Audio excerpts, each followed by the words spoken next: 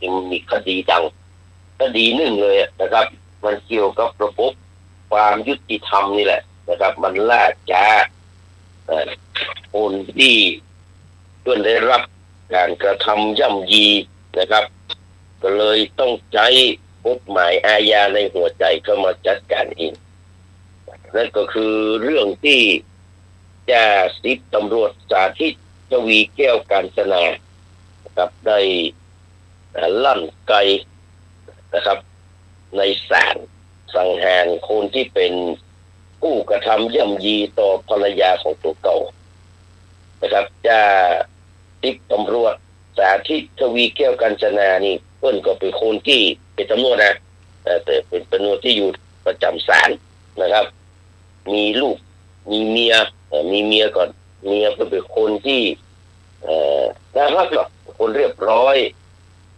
แล้วก็มีลูกเต้าไว้กัน2 คนอยู่มาแบบสมถะนะแล้วก็มีความเชื่อมั่นในระบอบกฎหมายไทยมาตลอดจนมาวันหนึ่งเมียเพิ่นถูกหัวแน่ของตัวเก่าเนี่ยหัวแน่ของเมียเนี่ยข่มขืน2 ครั้งด้วยกันเพิ่นก็บ่ได้ใจอารมณ์ในการตัดสินแก้ปัญหาเพื่อก็เข้าสู่ระบบกระบวนการยุติธรรมนำเรื่องไปฟ้องไปแจ้งตำรวจก็ดีไป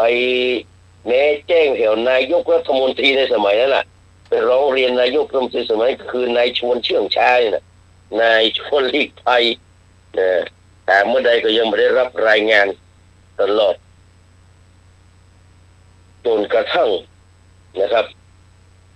มีการสืบคดีคำหนึ่งมีการเขาเรียกว่าศาลเพิ่นมีการนัดสืบพยานนัดอย่างหลายสิ่งหลายอย่างนัดพิพากษาโดยกับก็เผชิญหน้ากันทั้ง3 ฝ่ายกับศาลเพิ่นก็ลงบัลลังก์ไปแล้วจ่าสิบตำรวจสาธิตทวีแก้วกาญจนาก็เลยเข้าไปถามผู้รับของตัวเก่าเนี่ยก็คือกรณีเนี่ยคือนายวิเชียรนะครับเหมือนทับนี่กับนามสกุลตัวนั้นตอนนั้นนะครับเพิ่นเป็นอย่างสยามสูนสร้างทางนะครับขนาดมีเรื่องมีราวแล้วแต่โดนฟ้องร้องมีเรื่องมีราวแล้วย้ายไปอยู่จังหวัดอื่นยังได้เลื่อนขั้นขึ้นไปแหมเนี่ยนะครับคนมีคดีก็เหมือนกับนายกรัฐมนตรีบางคนเนี่ย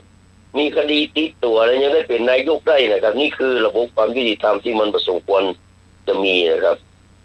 ก็เลยถามนายวิเชียรเหมือนถ้าว่าไอ้วิเชียรคิงจะขอโทษแล้วก็คิงจะขอขมาแล้วก็ไอ้วิเชียรมองหน้าด้วยยิ้มย่องปองใสแล้วก็ถือท้าทายแล้วก็เหมือนกับดูถูกดูหมิ่นอันนั้นเป็นฟางเส้นสุดท้ายนะครับที่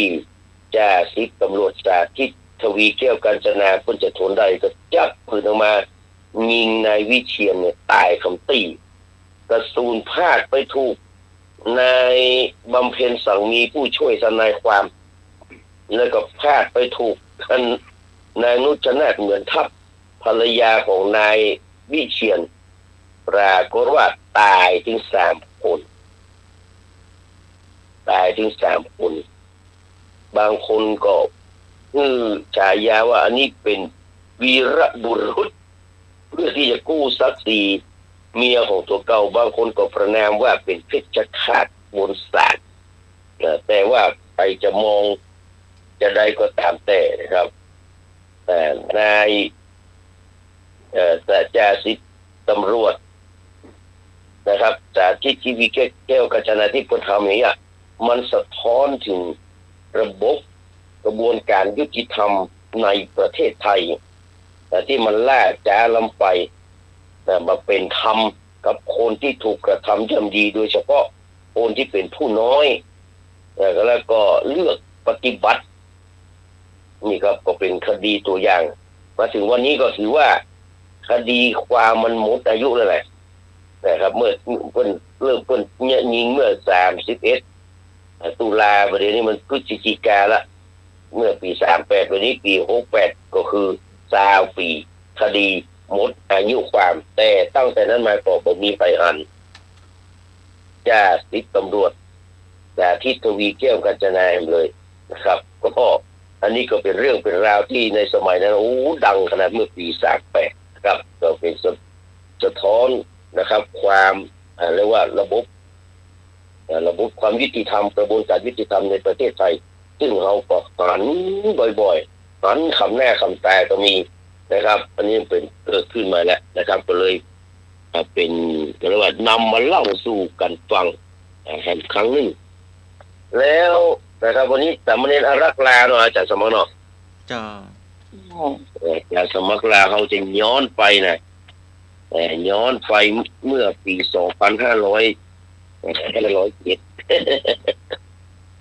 ธรรมะ107เป็นยุคที่พี่พิสมัยเนี่ยพี่พิสมัยเกิดเกณฑ์อย่างนี้จะมาถามปัญหาเด้อ เกิดในเกณฑ์ใดนะ เดือนเนี่ย จะมาถามปัญหาเด้อแต่ถึงว่าการกีฬานะครับในประเทศไทยในจังหวัดเชียงใหม่นะในประเทศไทยสมาคมกีฬานะครับแห่งประเทศไทยนะครับในปี2507นั่นนะครับเพิ่นเลือกนะครับพันตำรวจเอกดร.นิรันดรชัยนาม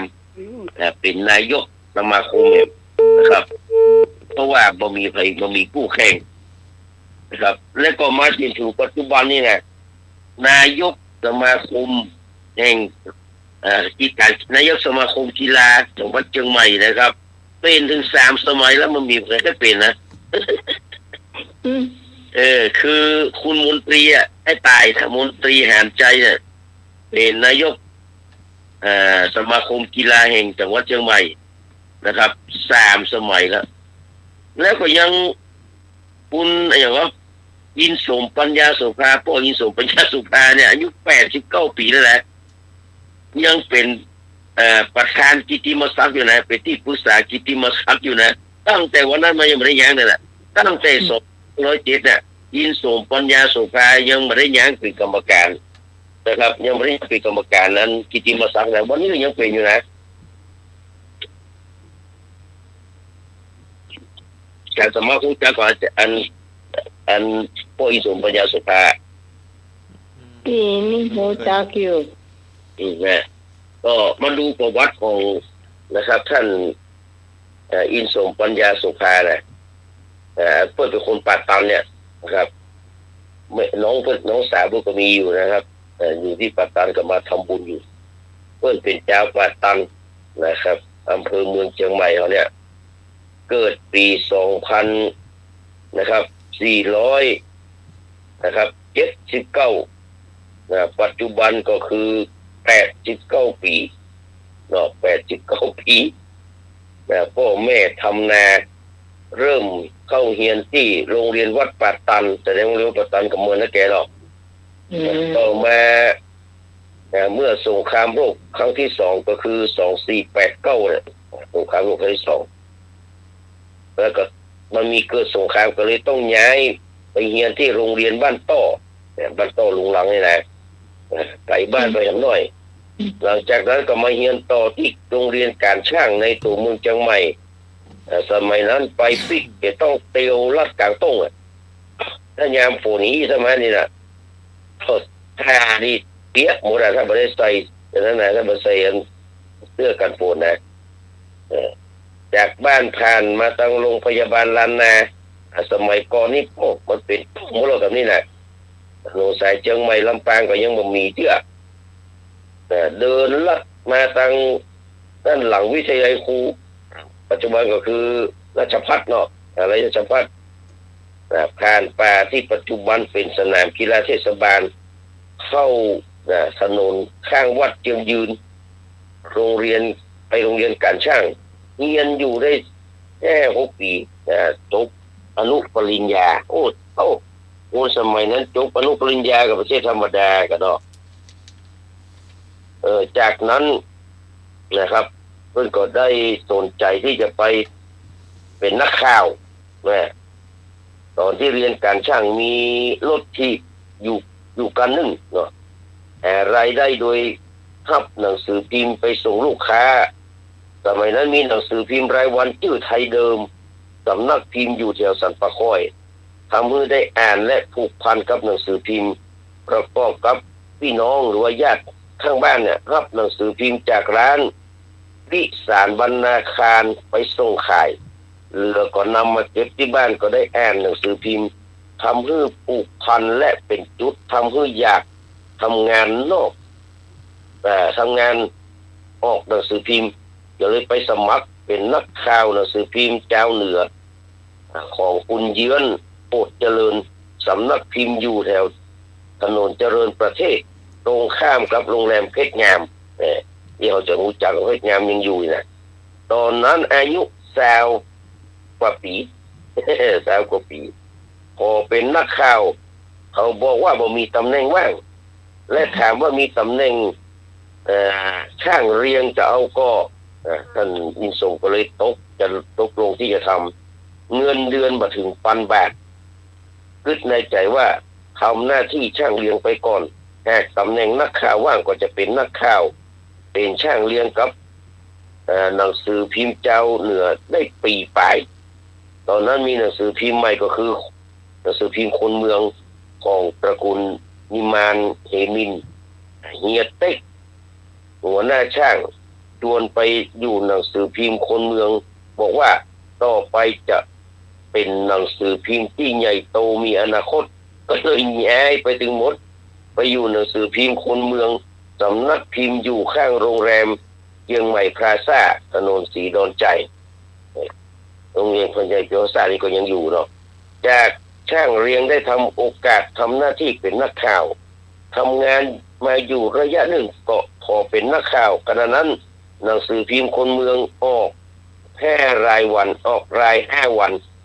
ก็เลยไปขอคุณนิคมกิติกุลซึ่งคุมข่าว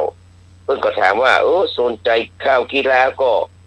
นะครับทางด้านปอยส่งก็บอกไปว่าสนใจเหมือนกันก็เลยเปิดหน้ากีฬาพอร่ำห่วงกีฬา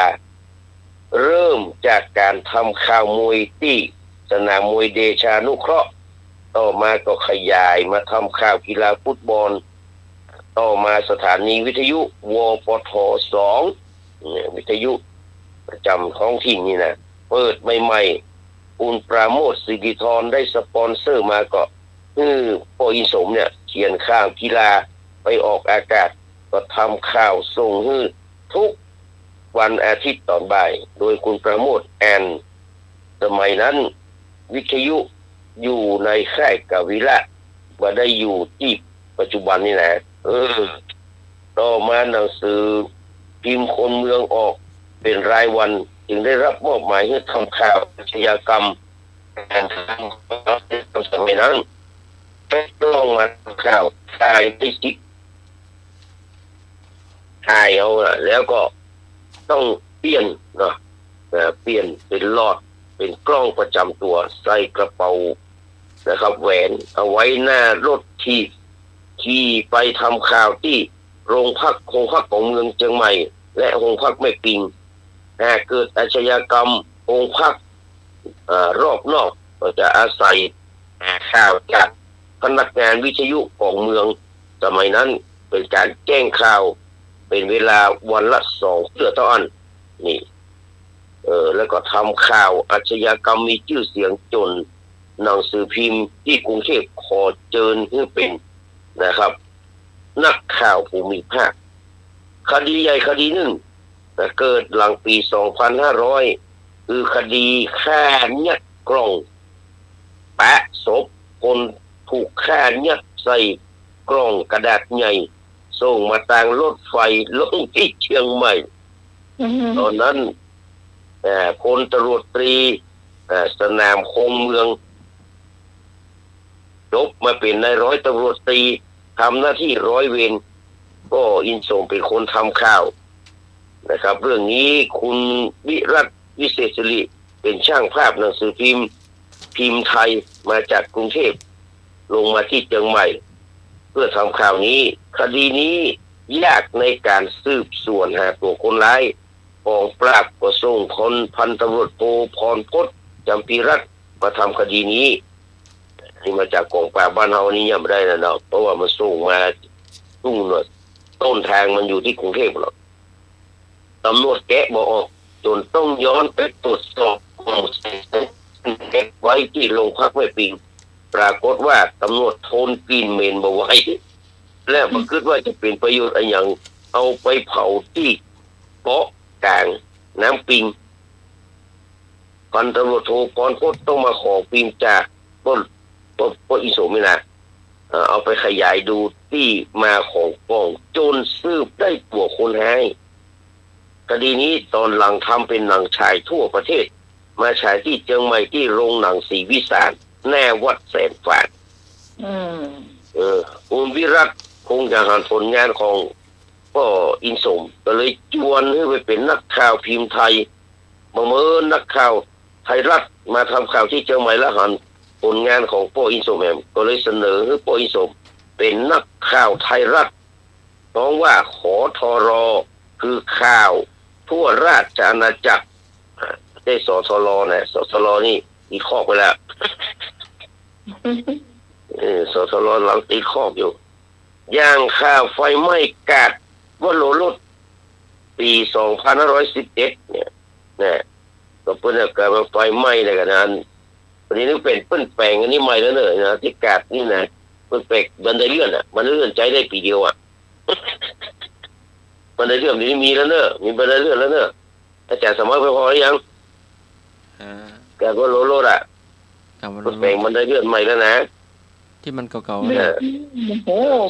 2511ไฟไหม้ตอนบ่ายตอน2 ทุ่มที่เชียงใหม่และลำพูนทางราชการดับไฟฟ้าหมดส่งข่าวมาได้ต้องนั่งรถไปส่งข่าวที่ลำปางอ่ะพอแล้วส่งแจ้งทางโทรศัพท์สมัยนั้นยังฟังไม่ค่อยจะชัดเนี่ยต้องตะโกนต้องฮ้องต้องต้นใส่กันส่วนแพทย์มาได้ส่งหากข่าวสำคัญก็ส่งแพทย์ไปตั้งเครื่องบินก็ทอดหัวแล้วอันนี้ก็คือพ่อ20เราเปิ้ลเป็นคนที่เขาเรียกว่าบุคลิกส่วนตัวของเปิ้ลก็คือเราหันละเปิ้ลเป็นคนที่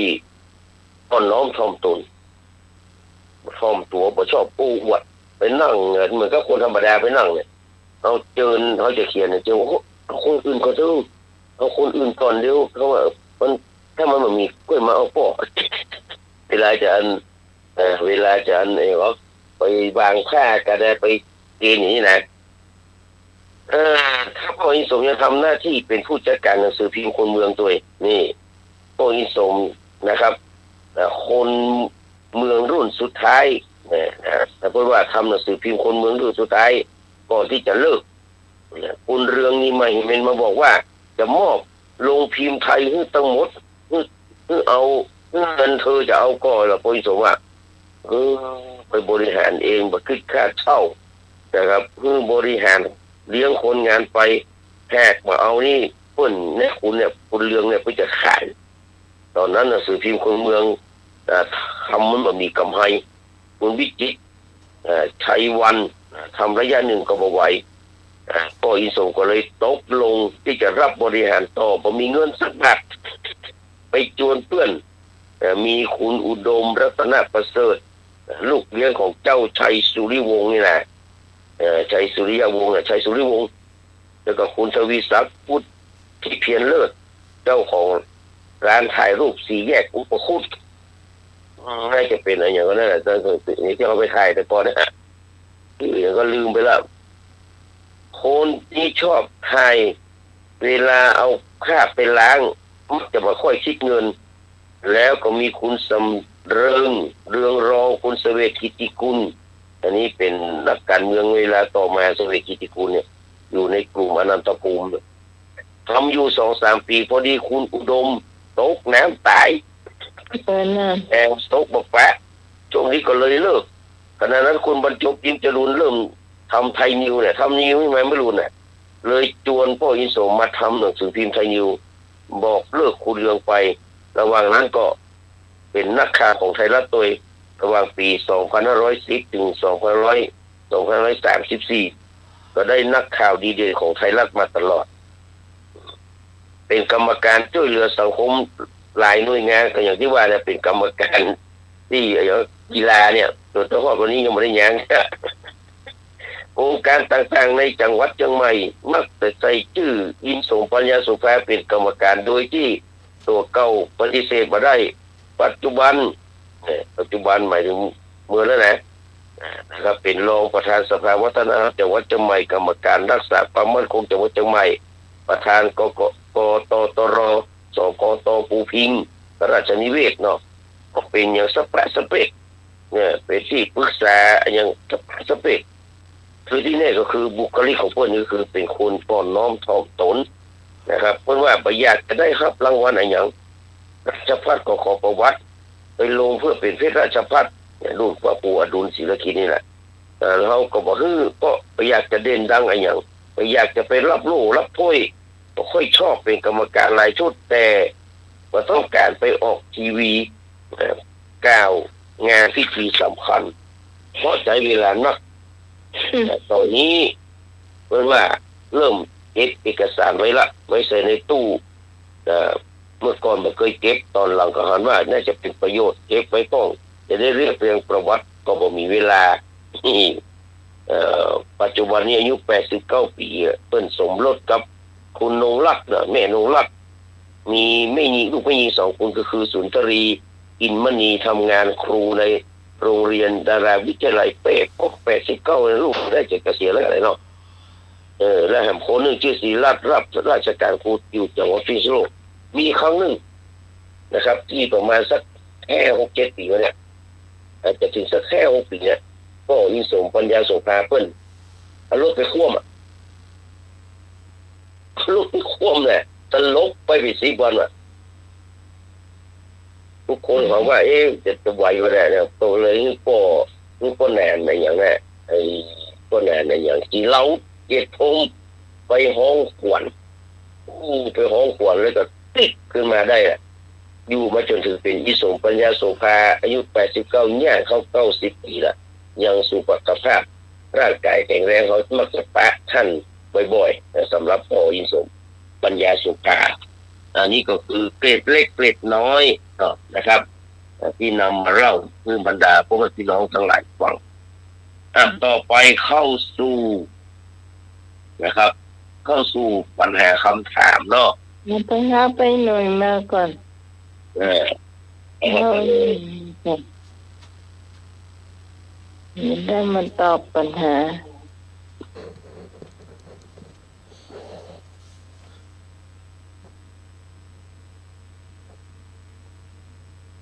น่าจะวางแล้วค่ะผู้เขาใส่จะล้ำเดือดเห็นนั่นน่ะก็ล้ำเดือดอีก3 ปีก็ว่าล้ำเดือด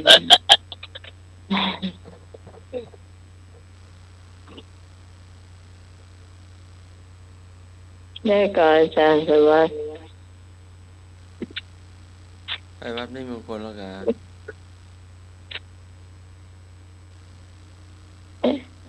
ใช่เนี่ย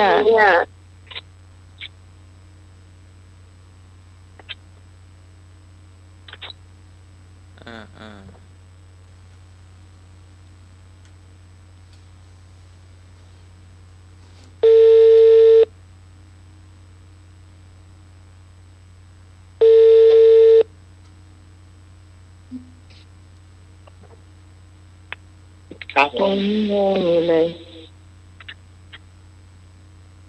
ครับมาสการครับผมอลีนาเจสีครับผมครับในกันมือครับ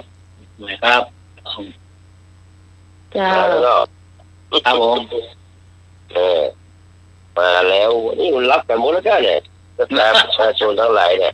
ใช่ประชาชนทั้งหลายนี่น่าจะรับกันหมดแล้วเนี่ยมันรับมันมาโทรมา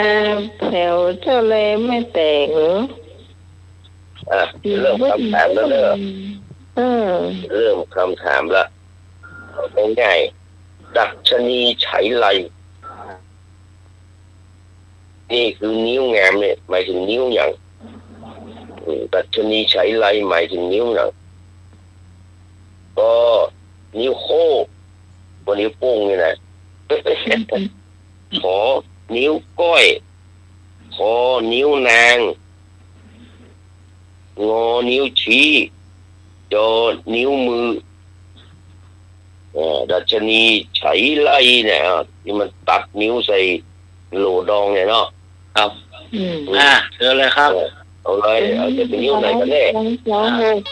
22608ตอบมาเลย นิ้วคุณนายอะไรเนี่ยพร้อม เจ้าน มัสการครับ ครับผม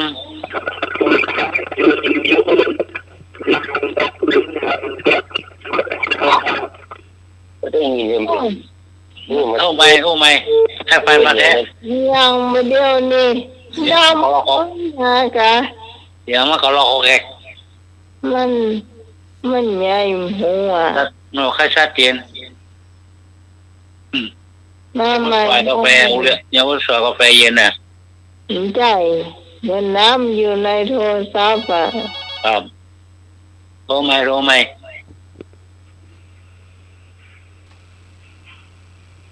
เจ้า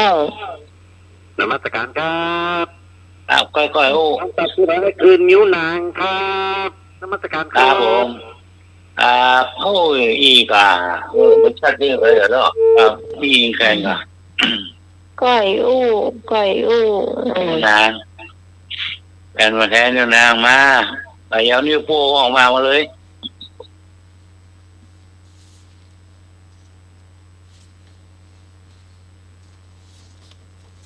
ฝนอารมณ์อะไรล่ะนักเที่ยว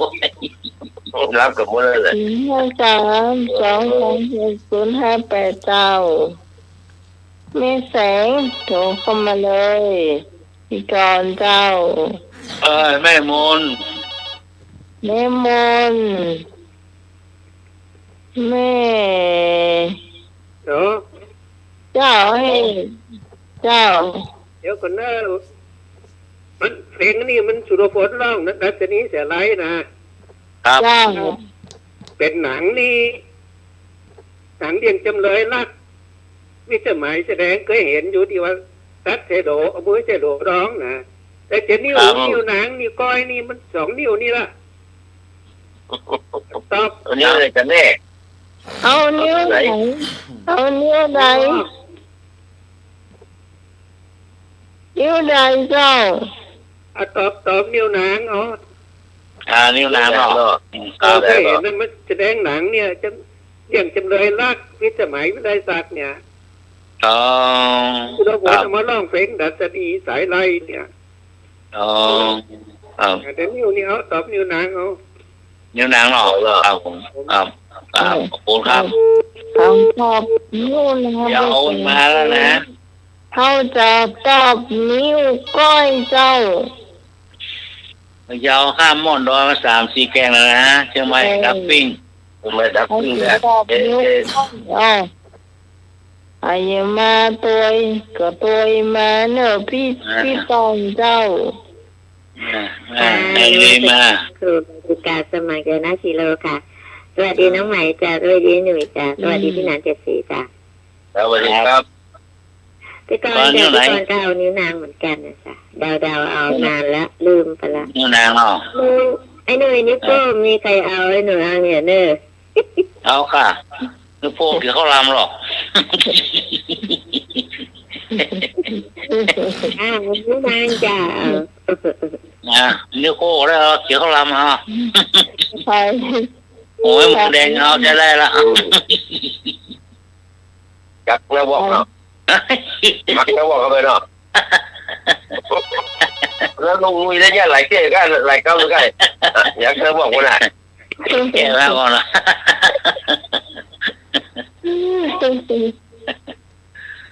แม่หมน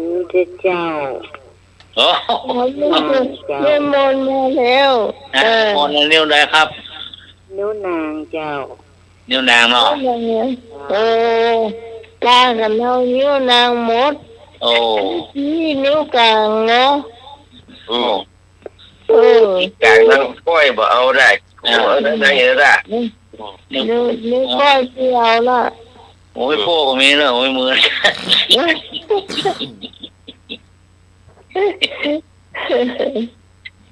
ม โอ้ขาดมันได้นะขาดฉันเลยหูสึกนะ อืม ข้ากูกรรมอย่างเนอะ ครับปลาซ่านักปิ้งนี่ฝนอารมณ์ละลายแมลงเนี่ยพอต่อ ช่วงมันเหนื่อยเนี่ย มาพี่พรปลาเศร้านักปิ้ง ก็โทรศัพท์โทรได้แล้วเจ๊กะ นั่นน่ากะนั่น นี่ น่า ก็มีจะโทรเฉลยแล้วนะครับ ดัชนีฉายลายเนาะ ครับ นางนี้ที่จะขอจำเจ้าจนตายรักโกยอมตัดนิ้วน้องใส่มันในโหลดดองเพื่อเป็นของขวัญวันวิวาห์ถึงแล้วเจ้าเมื่อพี่เปิดโหลดดูบนหัวพี่ลุกสู้หัวใจเต้นพี่จับแค่เห็นจากเตียงวิวาห์ปากละเมอเพ้อหาน้องจ๋าน้องดัชนีดัชนีนิ้วโป้งเพื่อของว่าอังคุดนะนิ้วก้อยเพื่อของคณิษฐานิ้วนางเพื่อของอนามิกาส่วนดัชนีนั่นแหละที่ว่านิ้วจีเจ้าเฮ้ย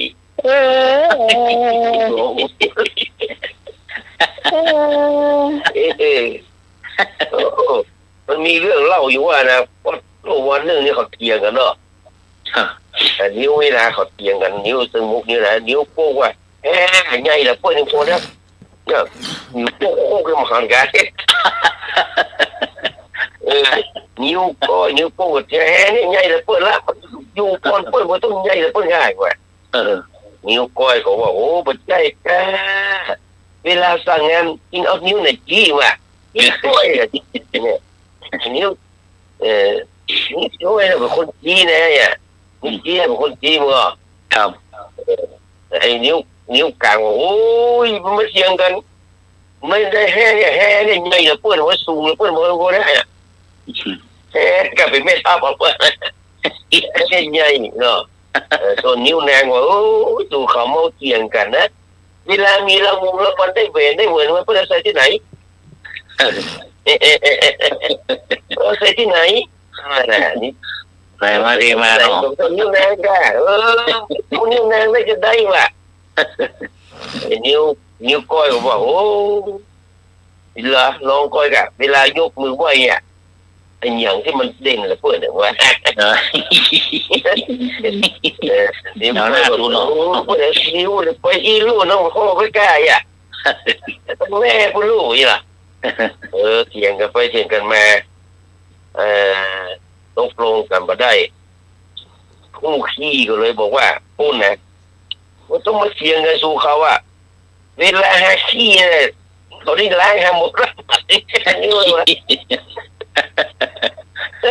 แค่นิ้วล้างกูเลยหมดแล้วต้องมาเถียงจบกับการคู่ขี้การพูด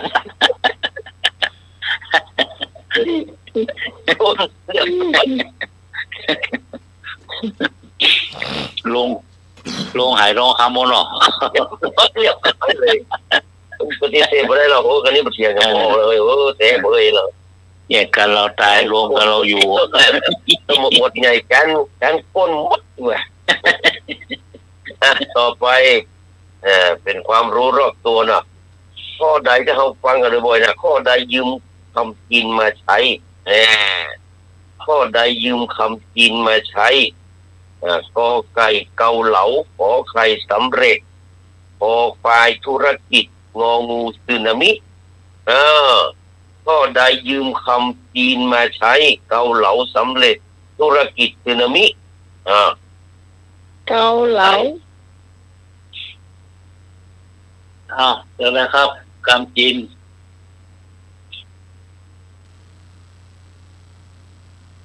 มีใครเนี่ยก็ไปตรงนิ้วนางลงนิ้วนางกันหมดเราจะอะไรเล่นงานละเขามากเกาเหลามีใครตอบก็เกาเหลาครับการดีลำโมลโม องค์ตัวจวงล่ะ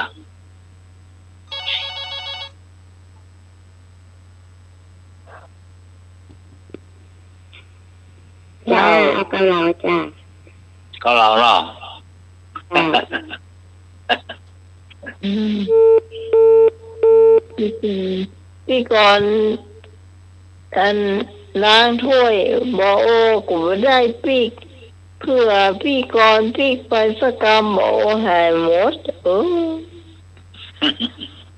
ให้หนุ่ยกูไม่ได้ใครจะไปกูมหูเจ้าของบ้านกูมหูครับผม ไม่หมดนะเจ้า ครับผมแม่ข้ออะไรข้อไหน เกาเหลาเจ้า เจ้าเหลา ก็เราเนาะ เจ้า ครับ สึนามิเนี่ยมันจะไปตั้งญี่ปุ่นบุญเหรอ อืม ตาชื่อมันสึนามินะตา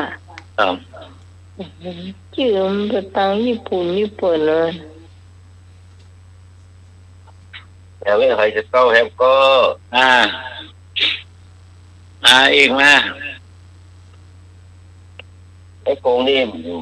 มาแล้ววันนี้เลยโทรหรอ ครับ เดี๋ยวนี้ไอ้คงรักแซ่บ ให้ไปทัวร์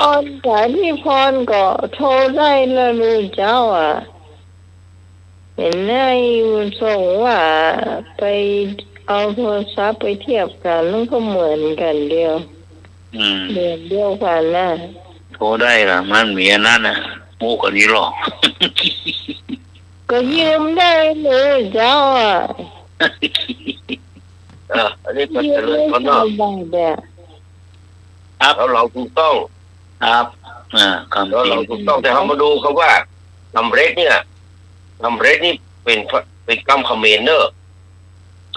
ว่าเซตมาจากคำว่าเขมรนะทำเรศ คุณ เรศ ไม่ นี่เนี่ย เป็นว่า ก็บังคมสมเด็จเสด็จนะเสด็จก็ไม่นะทำเรศก็ไม่นะติดคำเขมรหมดนะครับ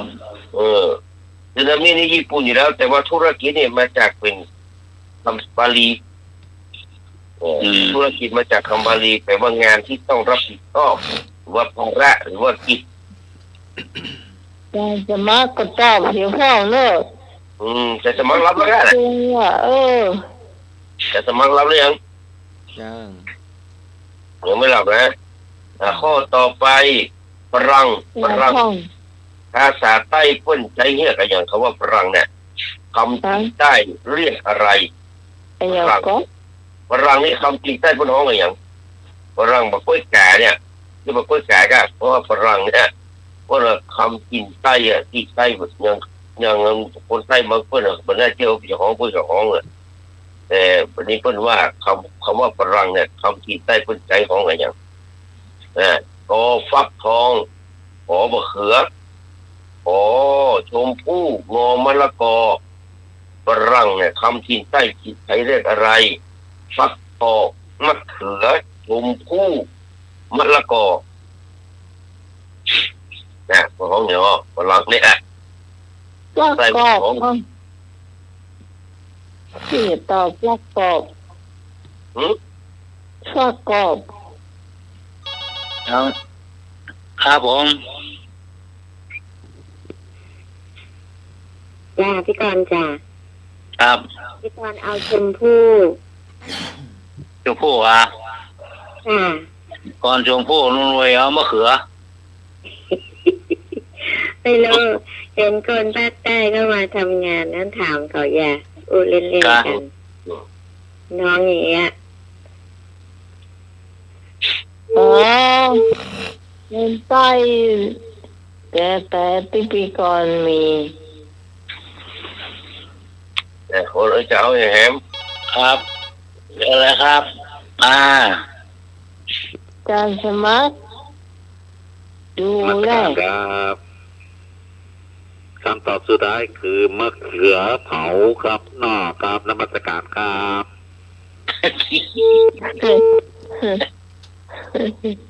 การสมัคร มะขามป้อม โอ้ นี่ว่า มะขามป้อมไม่มีมะขามป้อมหมดละ เรานึกขึ้นได้อาจารย์สวัสดิ์ผู้เดียวนี้มันลีนปิ้งเขานะเดียวจะมากินสักคำละน้ำตาลเป่งนะ แม่โมนมาแม่จันนามาแม่จันนามา มาพี่เหมยต้องตั้งอย่างต้องปลูกไว้นะบอกกล้วยคอกล็อกบอกกล้วยคอกล็อก ไอ้ยังก็ บอกกล้วยคอกล็อกผู้ชายบอกกล้วยคอกล็อกอ่ะโอ้บ้านนะบอกกล้วยคอกล็อกนะแต่มันการช่างการเมงบอกกล้วยคอกล็อกอ่ะมันล้ำหรอกตั้งในมันมี2 แกนนะมันมีตั้งแกนในมันมี2อะไรแล้วก็ปวดห้องเลยบอกบอกกล้วยคอกล็อก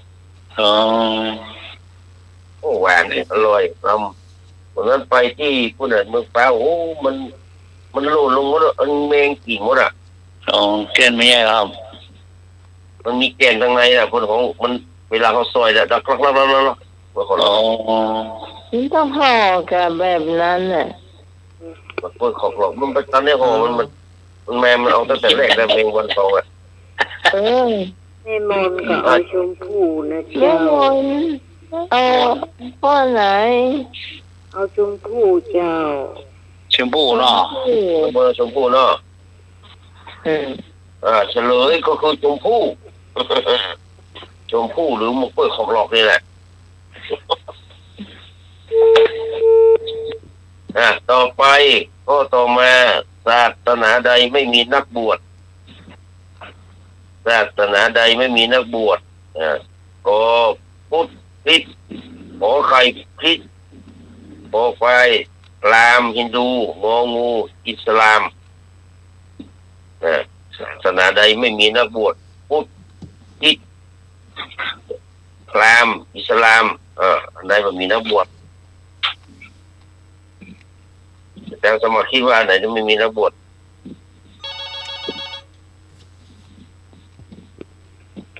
อิสลาม ที่การจ้าอิสลามจ้ะ เจ้าอิสลาม จ้า อิสลามไม่ต้องบุก อิสลามนี่ก็โตอิหม่ามนี่เป็นครูสอนศาสนาโดยเฉพาะนักบวชเนาะ เจ้า พูดเขานี่มีหน่อยอาจารย์สมัยเป็นนักบวชก่อน เจ้า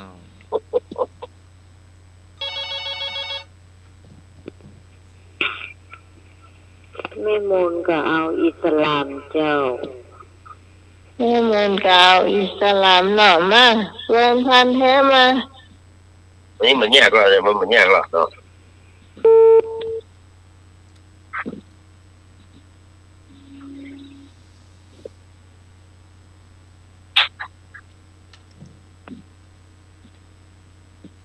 บางคนชอบเวลาถามคำถามนะแม่เพนน่ะตอบมาพ้องเริ่มแม่เพน นมัสการครับ ลูกจิ๋ว คำตอบสุดท้ายคือแขกเนี่ยกันเนาะแขกบ้านเฮาเนี่ย อิสลามเนี่ยแขกเดียสุเหร่าเนี่ยจังการเนี่ยครับเนาะครับนมัสการครับ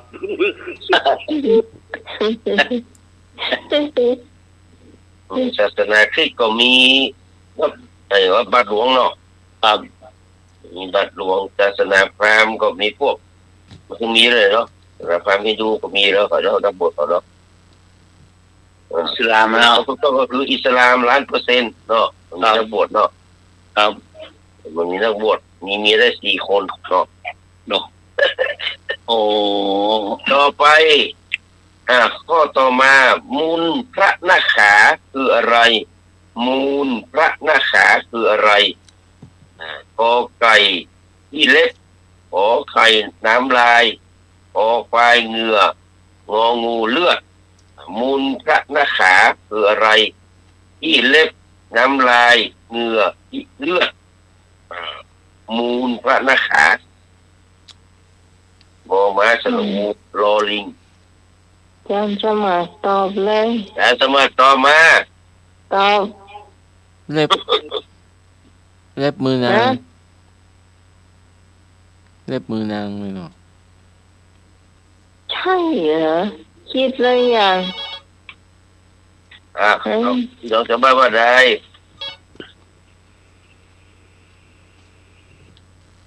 นมัสการครับคำตอบสุดท้ายคือขี้เล็บครับน้อครับนมัสการครับ ขี้เล็บ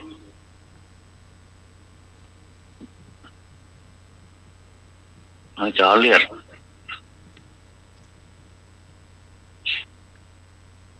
การมาข้ออย่างครับ พระหน้าขา เล็บ มูลพระหน้าขาคืออะไร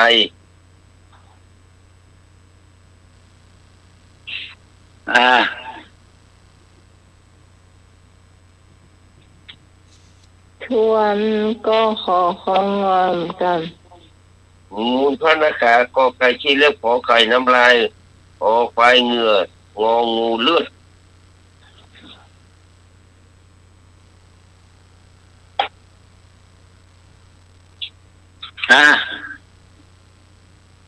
การละค่ะ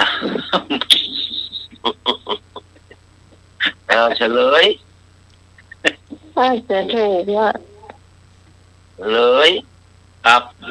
น้ำลายคือเขระเหงื่อคือเสโทเลือดคือโลหิต เพราะฉะนั้นหน้าขาก็คือเล็บพระหน้ามูลพระหน้าขาก็คือขี้เล็บ ยิ่งเล็บ โอ้แปลว่าแท้จริงเดียว เพราะฉะนั้นเวลาเราห้องสุนัขเนี่ยอาจารย์สมัครสุนัขแปลว่าอะไร แต่น้องไม่ดีนะ อาจารย์สมัคร สุนัขเนาะ สุนัขแปลว่าอะไร หมาน้อย ใช่ต่อไปนะลุงหนุ่ยถ้าไฟด่าเขานะไอ้จัดหมานี่จะไปโขดเนาะ ครับ ไอ้หมาไอ้จัดหมาไอ้ลูกหมานะจะไปเดือดจะโขดคำว่าสุนัขสุแปลว่าดีงามง่าย โอ้ นะสุนัขก็คือหน้าขาแต่ว่าเล็บสุนัขแปลว่าผู้มีเล็บงาม โอ้ เราไปใครด่าเขาว่าไอ้ลูกหมาเนี่ยจะเป็นไอ้ลูกไม่เล็บงามมีจะไปโกรธจัดแหมนะโอ้จัดไม่เล็บงามโกรธเถอะแต่ว่าชมเขานั่นแหละ ทำใจไม่ได้ เนี่ยสุนัขแปลว่าผู้มีเล็บงามแล้วก็เล็บมันงามเราสุนัขก็ ครับงามว่ะ งามแบบคนเลยนะมันต้องนี่แต่มันธรรมชาติของมันออกมาแล้ว ครับ เนี่ยเรียกว่าสุนัขแปลว่าผู้มีเล็บงาม โอ้แบบมากไม่ได้เลยล่ะ เนี่ยมันได้นะก็สุนัขแก่ได้สุนัขไม่รับประทาน เหมือนหมอหรอเรียกหมอผมเหมือนหรอ ไม่ได้เรื่องมันมีต่อไปคำสุภาพของขนมจีนคือข้อใดคำสุภาพของขนมจีนคือข้อใดกอข้าวปุ้นขอไข่ขนมเส้นขอควายแป้งเส้นงองูแป้งม้วนคำสุภาพของขนมจีนคือข้อใดขอไก่ข้าวปุ้นขอไข่ขนมเส้นขอควายแป้งเส้นมันคือแป้งงองูแป้งม้วนคน ครับ มาเลยตอบเลย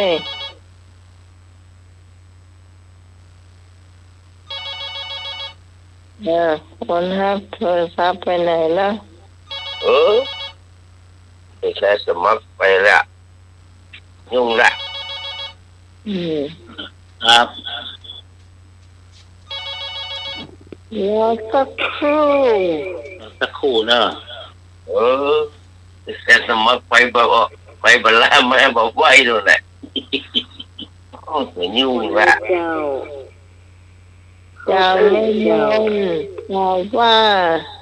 ข้าวปุ้นเจ้า ข้าวปุ้นเนาะ ก็ ครับ พูด ข้า ก็ ว พู ปุ้ ด นนี่ข้าวปุ้นนี่มันใสหวานจ้ะ อืม อืม หรือว่ามันคือแป้ง ขนมเส้นจ้า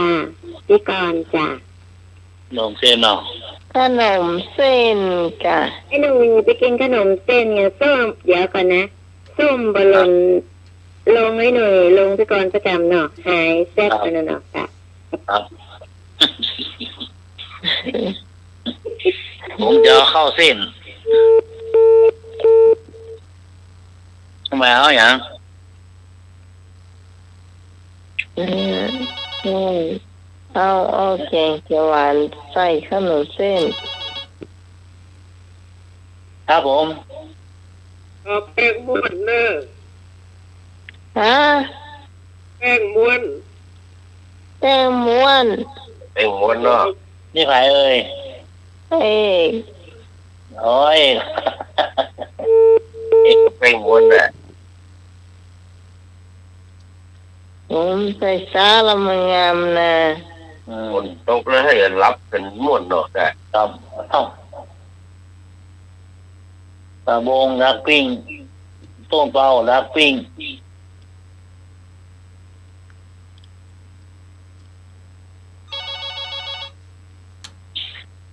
ครับผม เจ้า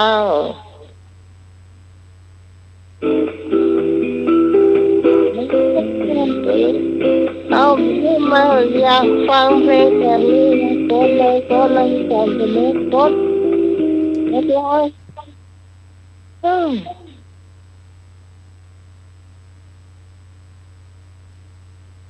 โทรมาใหม่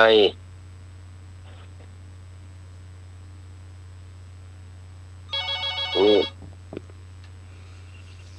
เพื่อมันมากดใส่ผิดมันเลยนี่ ครับ เอา ครับคำตอบสุดท้ายคือแป้งเส้นครับหน้าครับนมัสการครับ แป้งเส้นเนาะ แป้งเนาะมันคือแป้งเนาะไม่ใช่เฮโรอีนนะมันคือแป้งเนาะมันคือแป้งคำตอบต่อไปเฉลยกันเนาะเฉลยคำสุภาพของขนมจีนก็คือขนมเส้นเท่านี้แหละ ขนมเส้นเท่านี้แหละคือคำสุภาพต่อไปกล้วยไข่เรียกอีกอย่างหนึ่งว่านี่กล้วยไข่กล้วยไข่ที่ไหนกำแพงเพชรเนี่ยเนาะ ครับ กล้วยไข่เรียกอีกอย่างหนึ่งว่ากอกล้วยเล็กขอกล้วยเหลืองกอกล้วยเปลือกบางงอกล้วยน้อยกล้วยไข่เรียกอีกอย่างหนึ่งว่ากอไก่กล้วยเล็กขอไข่กล้วยเหลืองกอควายกล้วยเปลือกบางงองูกล้วยน้อยกล้วยไข่เป็นห้องอย่างกล้วยหนึ่ง บ้านปีก็มีแล้วขี้ค้านแกะ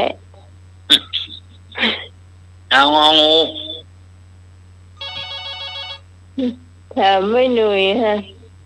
เตียวมากินของพี่น่าซื้อของบ่ขอ จ้าพี่กรณ์จ้าพี่กรณ์เอากล้วยเปลือกบางจ้าก ล้วยหัวบางหัวงง เปลือกบางแต่เนาะ บาง โอ้มันก็ที่แหน่ก็มีเนอะแค่มันจะต้องตลอดถ้ากล้วยแข็งกล้วยไข่กล้วยไข่จะพูดมันกับเปลือกบางนะเนาะแต่แฮมแป้งแฮมอันมันใหญ่ไหมมันน้อยเนาะเปลือกแหน่ก็มีนะ นี่ น้อยใหญ่กลาง ถ้าสมมติว่ามันซุกแต่มันเปลือกมันจะบาง นมัสการครับ คำตอบสุดท้ายคือกล้วยเล็กครับหน้าครับนมัสการครับ กล้วยเล็กเนาะ ตัวเด็กเนี่ย งองู กินกำไหนกำก้งหวีเป็นอย่างน้อยนะ พูดว่ากินถึงเปลือกจะดีว่ะ ไอ้ นางสายอาสากินถึงเปลือกอ่ะ ครับ มีวิตามินเพิ่ม2 เท่าออกมา ดู ก็เป็นน้อยๆแล้วเนาะ นี่นะบ้านปีมีแล้วมันต้องมาได้ขายเนอะ อืม มันมีแบ่งกันคนหวีคนละหวีอะไรนะ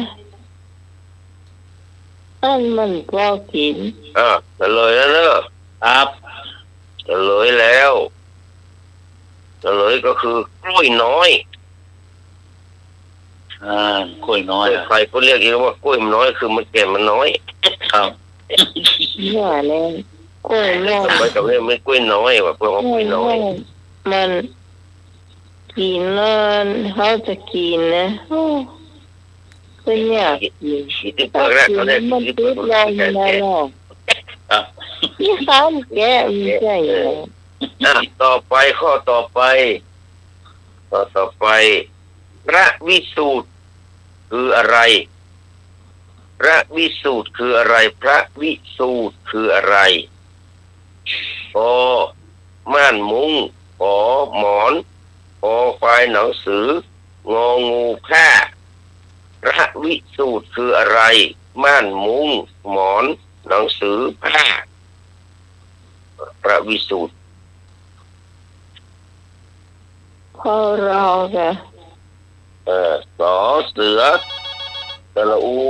ตอรอ จ้าพี่กรณ์ค่ะพี่กรณ์เอาม่านมุ้งจ้ะ ม่านมุ้งเนาะ งงดูไปก่อนนะ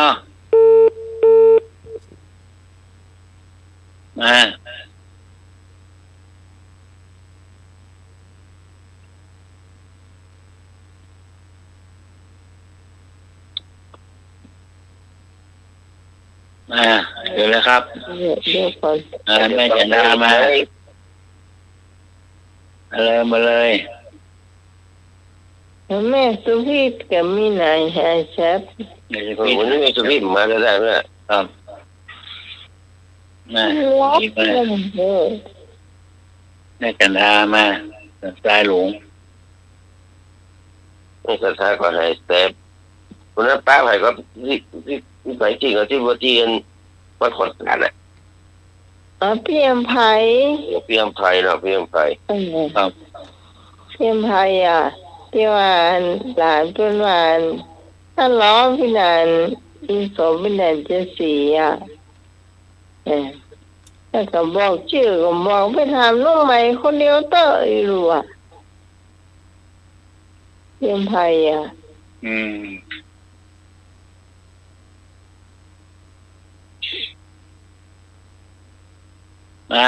หมดแล้วกัน รับกับหมดแล้วก็ อย่างสมัครตอบข้อไหน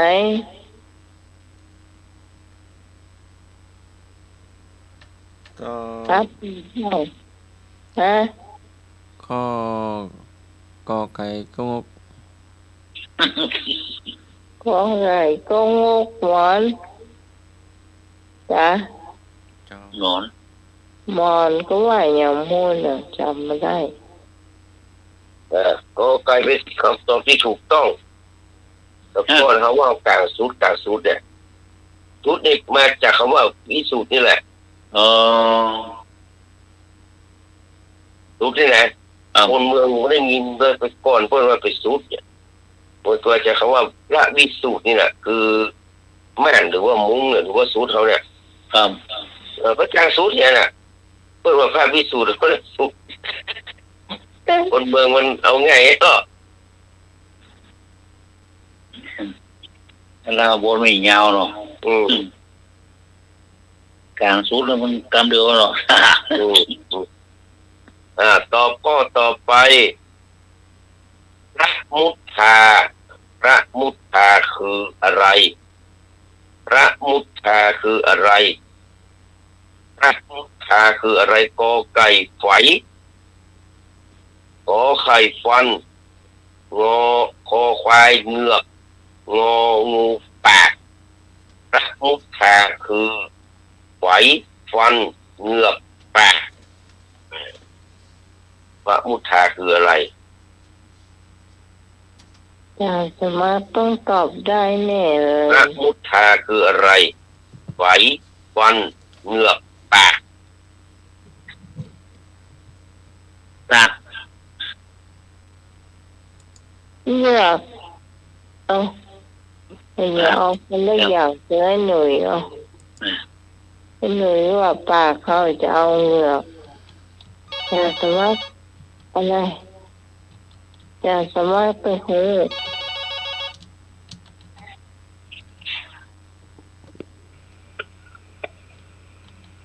เจ้าน มัสการครับคำตอบสุดท้ายคือเหงือกครับเนาะผมบลักครับเนาะผมฟังธรรมะตลอดขึ้นหุ่งเลยครับเนาะดีดีเป็นเพื่อนฉัน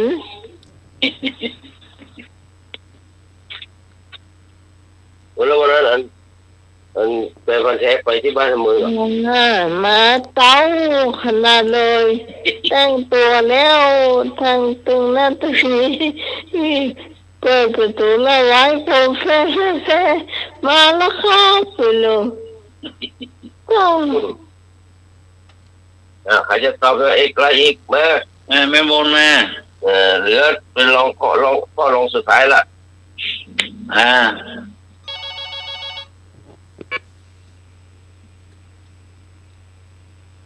เอาพี่ปอนี่ละวันนะครับ บอกเพื่อนห่อเข้าไปกับบ่ห่อ ขอตอบ โอ้กินเลยไปเลย เอกว่าใด อันถึงคนแก้มไฝเนอะ แก้มไฟเนาะ ครับ ครับนี่เอาไฟ ตอบคนละอย่างอาจารย์สามารถตอบเลย หัว เรียนบอกนะ หัว อยากจะมาเอาหัว นี่ว่าหัว หมี อ๋อปกติ มีไฟ ปกตินี่บอกงั้นอ่ะ กะ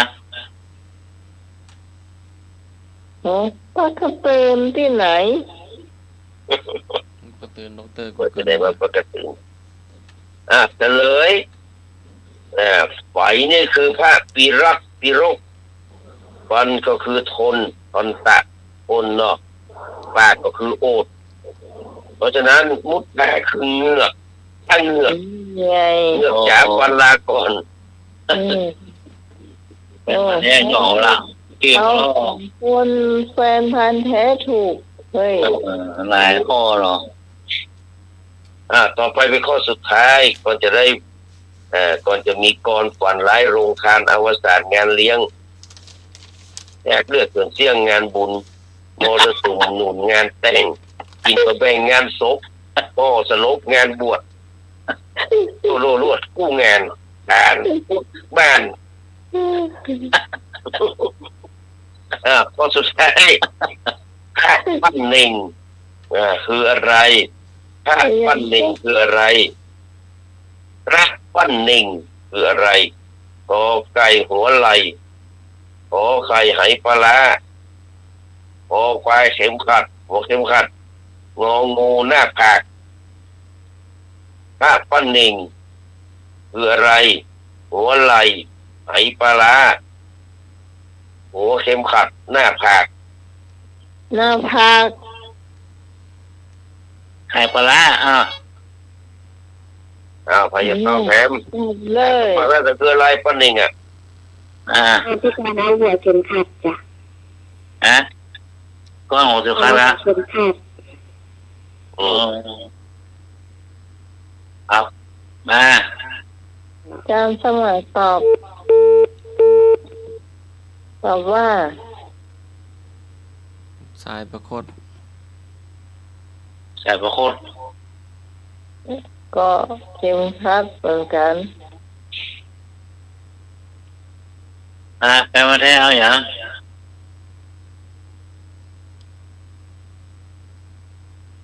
เอาหน้าผากคนเหรอเป็นแท้ๆเด้อ ครับผม หัวปั้นเลยนี่ดิ คำตอบสุดท้ายคืออย่างครอบกอไก่หัวไหล่ เนี่ยนะครับนมัสการครับ ภาพปั้นเน่งเนาะเลยภาพปั้นเน่ง หัวไหล่นี่คืออังสานะหัวไหล่คืออลังสาไหปลาก็คือรากหวันหน้าผากก็คือหน้าลาดหรือหน้าราตะเพราะฉะนั้นปั้นเน่งก็คือหัวเข็มขัดหัวเข็มขัดเรียกว่าปั้นเน่งบางคนไปนึกถึงไปหน้าผากที่ของอันเนี่ยวะที่อันเรื่องของไม่น่ากันหรอเราเจาะที่นั่นเดี๋ยวก็มันน้อยกับมันสุดเลยโตเนาะเป็นอันนี้ของปั้นแรกอะปั้นเน่งหัวหน้าผากของมันว่าเป็นเลยแหละแนวแล้วหรอเดี๋ยวก่อนอยากจะมอบก่อนสำหรับผู้ล่าลงคานเนาะเพราะว่าวันนี้ผมแต่งเองนะอาชีพล่าโรงทานเป็นงานใหญ่จิตสาไถใจละโมบโลกมหันต์มากไปด้วยโทสะคระเขากันทั้งโมหันพรันสถิตชีวิตตน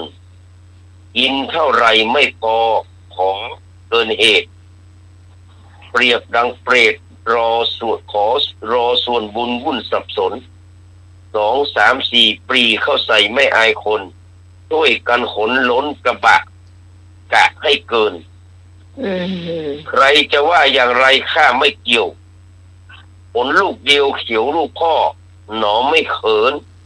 เอาไปมากเอาไปขายก็ได้เงินสุดเพลิดเพลินเจริญจิตมิตรโรงทาน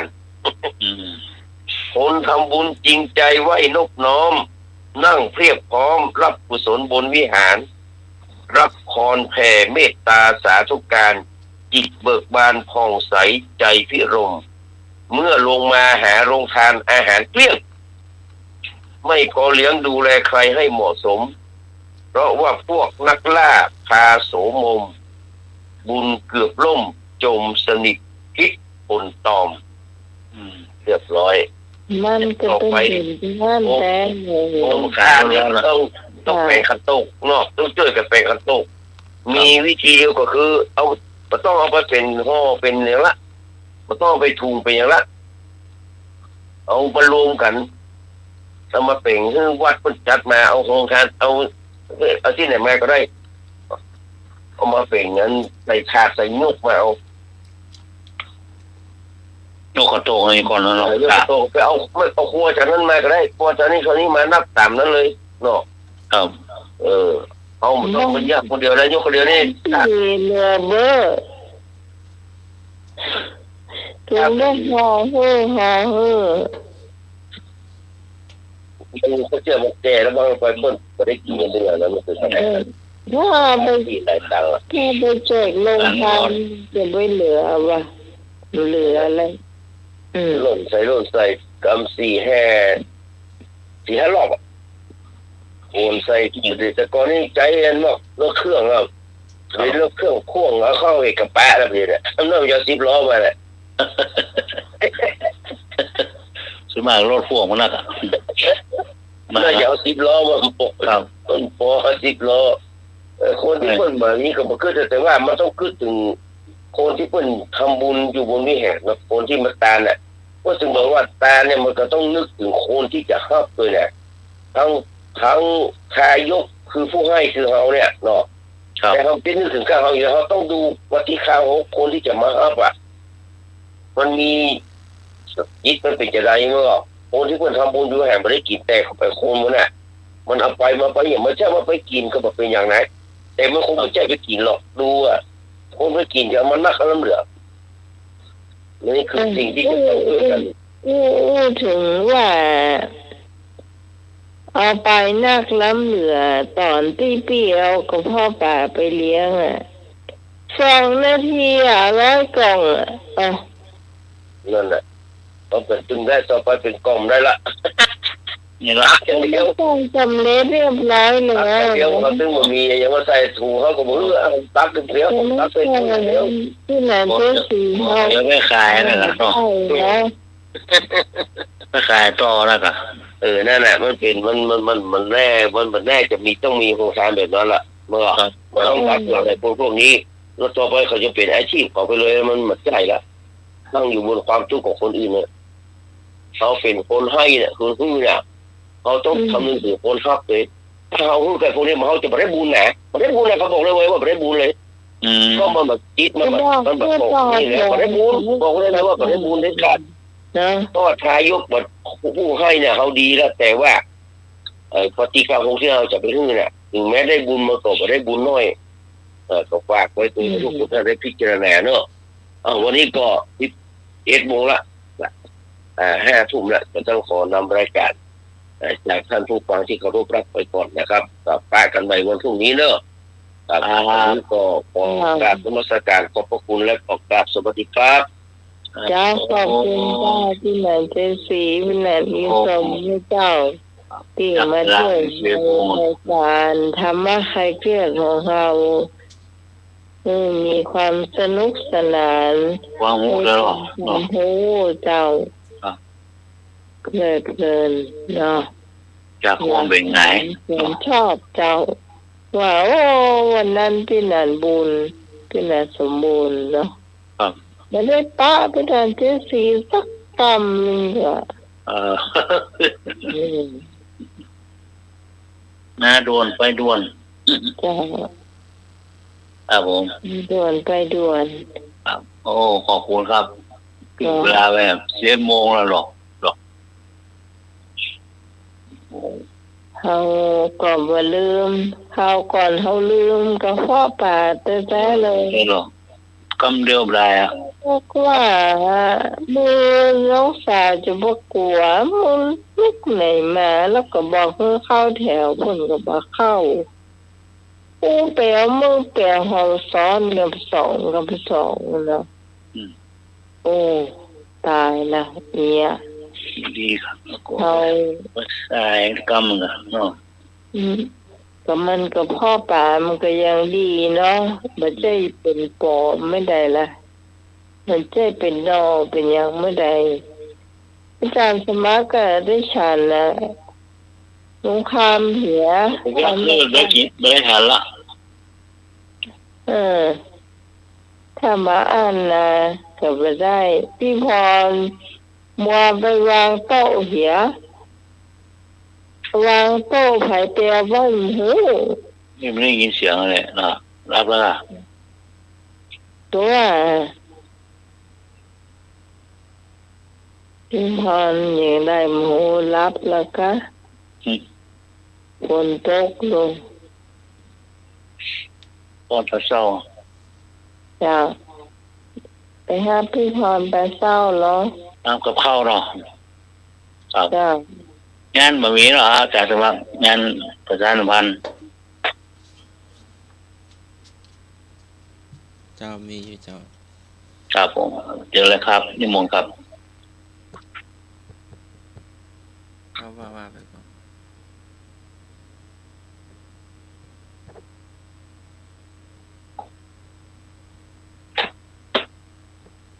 080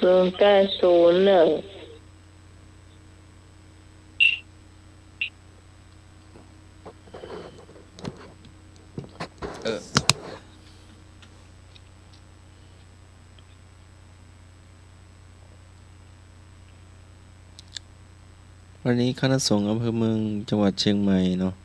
ก็เป็นเจ้าภาพองค์เทศน์องค์สวด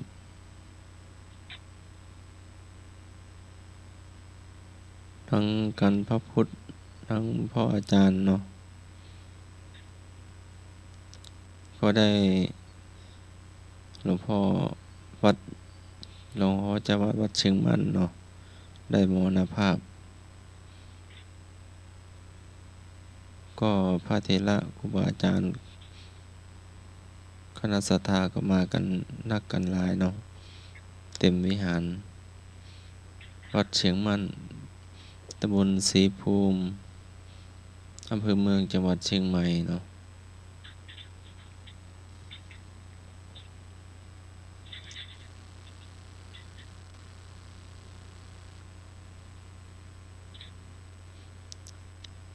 ในการบำเพ็ญกุศลศพหลวงพ่อพระครู สันติธรรมวัดวสันต์วสันตธรรมโมอายุ76 พรรษา 51หลวงพ่ออดีตเจ้าวาดวัดเชียงมั่นตำบลศรีภูมิเขต 3อำเภอเมืองจังหวัดเชียงใหม่ณวิหารวัดเชียงมั่นตำบลศรีภูมิเขต 3อำเภอเมืองจังหวัดเชียงใหม่คณะสงฆ์อำเภอเมืองเป็นเจ้าภาพในวันนี้วันเสาร์วันที่ 8 พฤศจิกายน 2568 เวลา 19:30 นาทีเนาะ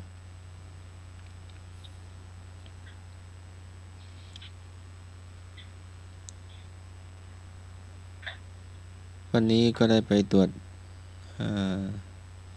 อนุจรตรวจเยี่ยมเปิดสนามสอบสายที่1เนาะ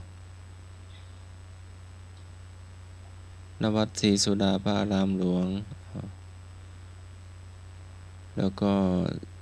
แห่งที่2ก็ณวัดพระนอนปกิถีอำเภอสารพีเนาะ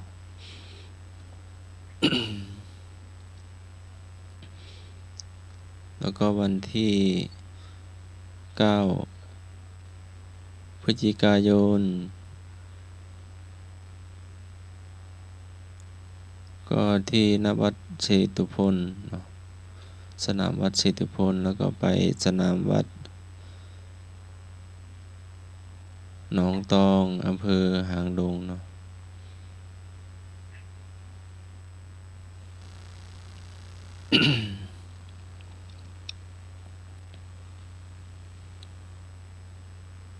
ก็จะแบ่งสายไปเนาะ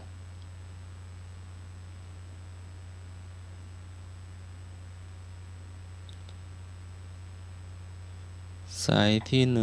1ตรวจเยี่ยมกำหนดการตรวจเยี่ยมสอบพามสนามหลวงนักธรรมชั้นโทชั้นเอกประจำปี 2568 วันที่ 7 ถึงวันที่ 10 พฤศจิกายนเนาะ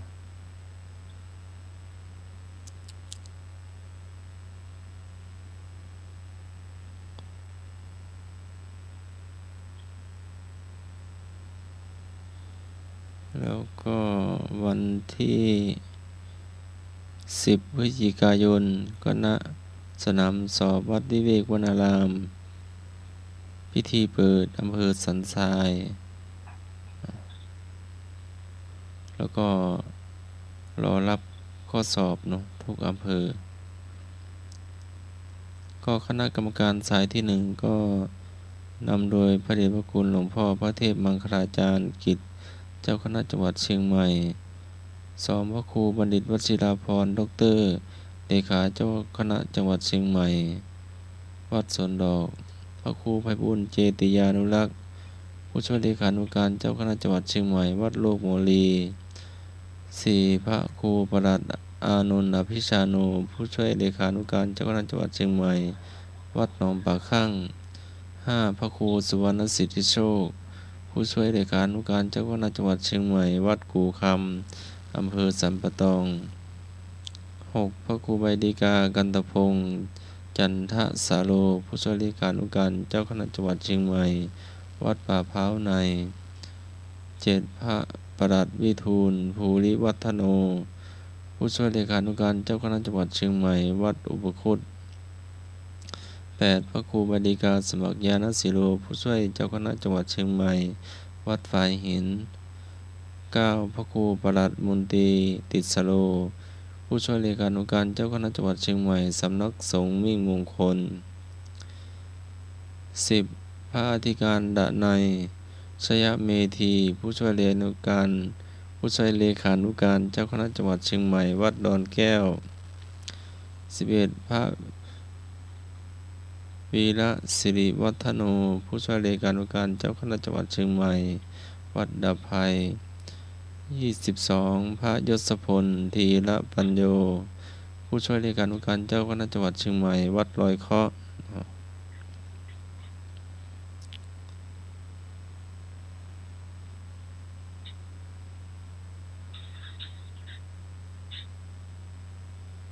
มีตั้ง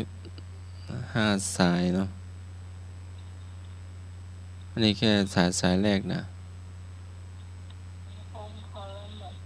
กะเยอะไปกะ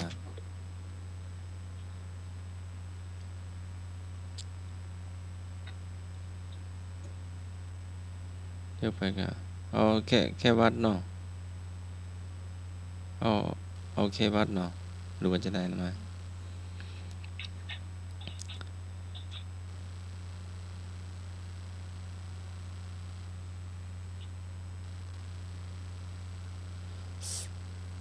สายที่3นำโดยพระเดชพระคุณพระราชสมณีรองเจ้าคณะจังหวัดเชียงใหม่วัดชนดอก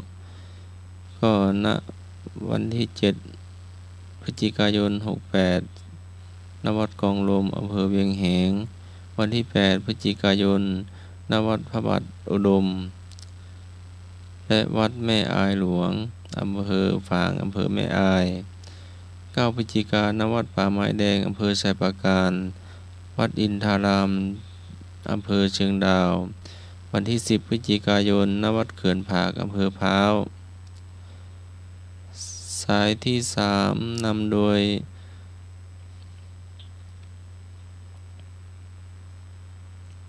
สายที่4นำโดยหลวงพ่อเจ้าคุณวิมลมุนีด็อกเตอร์รองเจ้าคณะจังหวัดเชียงใหม่วัดศรีสุดาพระรามหลวงวันที่7ก็สนามสอบวัดกูอำเภอแม่แจ่มวันที่8วัดสะเมิงอำเภอสะเมิงวันที่9วัดห้วยไร่อำเภอแม่แตงวันที่10 พฤศจิกายนวัดดอยสัพพัญญูอำเภอแม่วางเนาะสายที่5นำโดยพระเดชพระคุณพระสุวรรณเมธีด็อกเตอร์รองเจ้าคณะจังหวัดเชียงใหม่วัดพระธาตุศรีจอมทองวันที่7 พฤศจิกายน ณ สนามสอบวัดพระธาตุโขงขาววันที่8 ณ วัดพระธาตุศรีจอมทองวัดสิมพีพุทธารามอำเภอดอยเต่า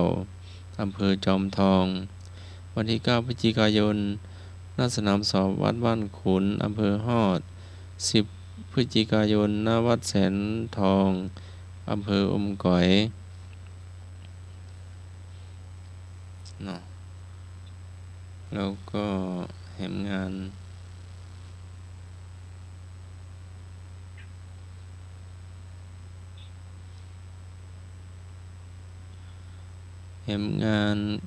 งานทำบุญตักบาตรน้อมมุหิตาลำลึก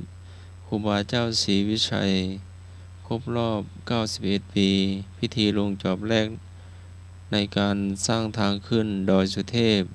อำเภอเมืองจังหวัดเชียงใหม่ณ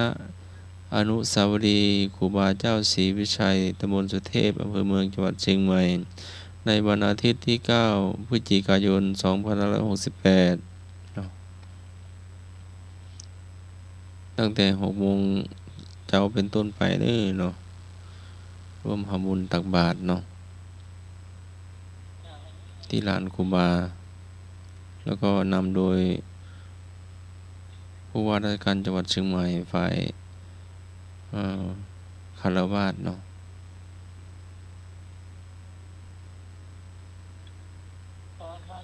เนาะเดี๋ยวจะให้รับ แล้วก็พวกนี้มีตามต้นปัจจัยเนาะเพื่อบูรณะสำนักสงฆ์มีมงคล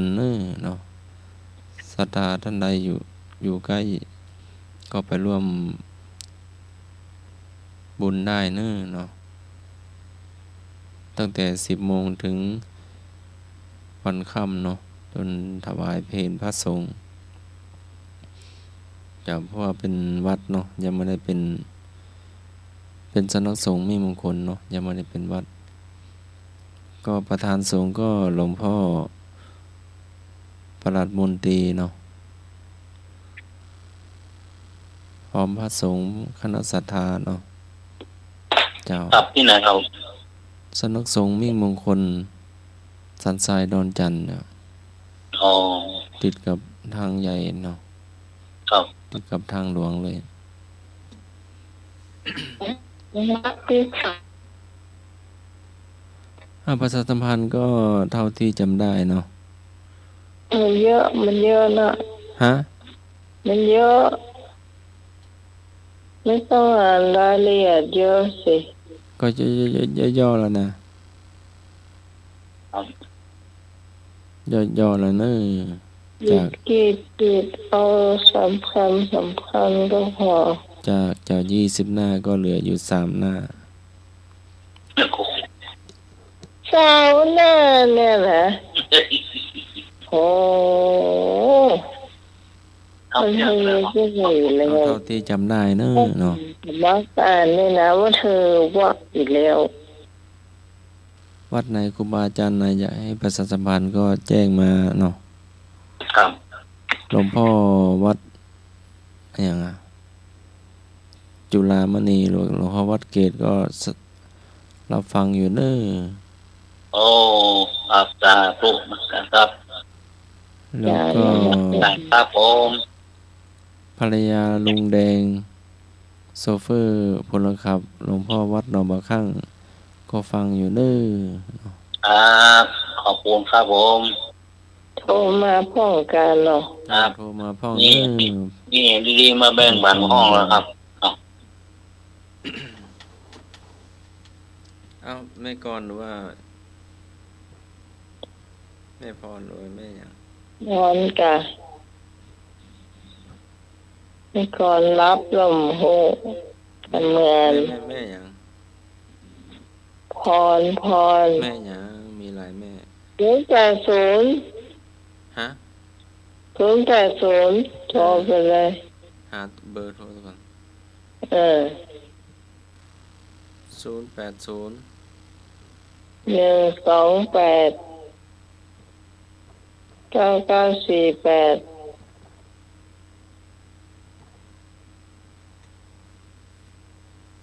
รอกำเนอะ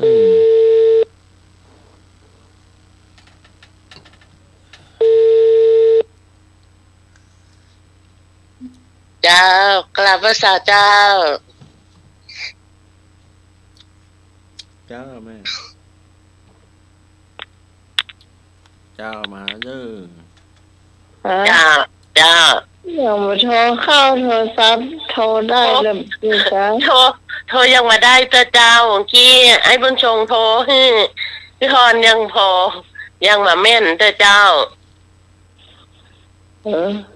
ไอ้บุญชงโทรออกเนี่ยเขาก็พอว่าเป็นโทรจะได้ไม่ได้เจ้า ก็โพสต์ล็อกก็เหมือนโน้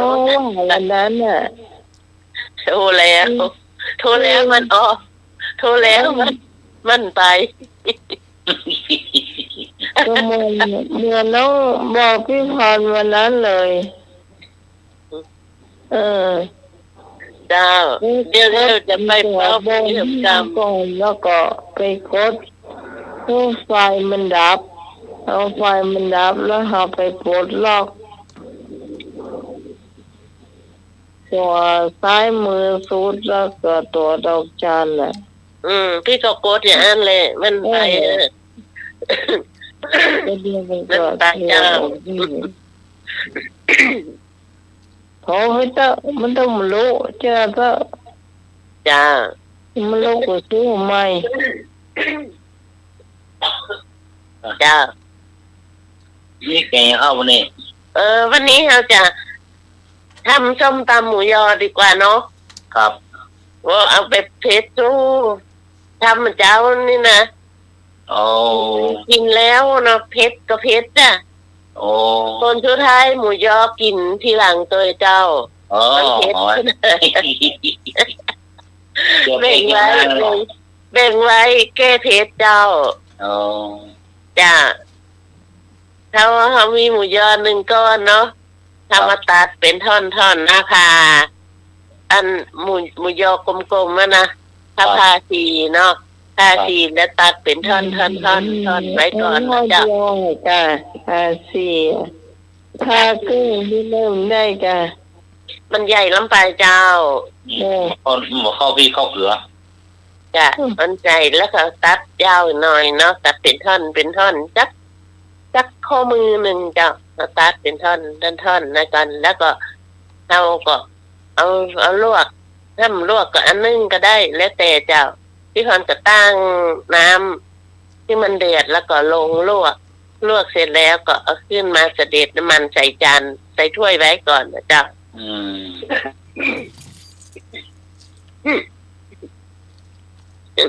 แล้วกันเรามาทำส้มตำก่อนเนาะ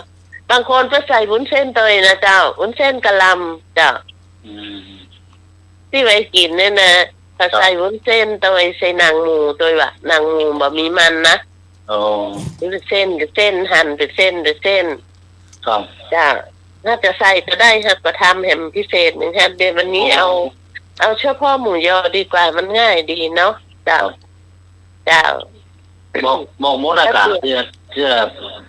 เป็นแปลงเพื่อนอีบุ๋ยอย่างเงี้ยถ้าก็ลวกเขาก็แช่วุ้นเส้นเนาะแช่วุ้นเส้นแล้วก็ลวกก็ใส่ถ้วยไว้ก่อนก็ได้เจ้าเพราะว่ากำเดียวได้เดี๋ยวเขาก็ผสมละเจ้าก็ใส่นางหมูด้วยละนางหมูเส้นที่เอาเฉพาะหนังบะหมี่มันเจ้าแล้วก็ลวกแล้วเขาก็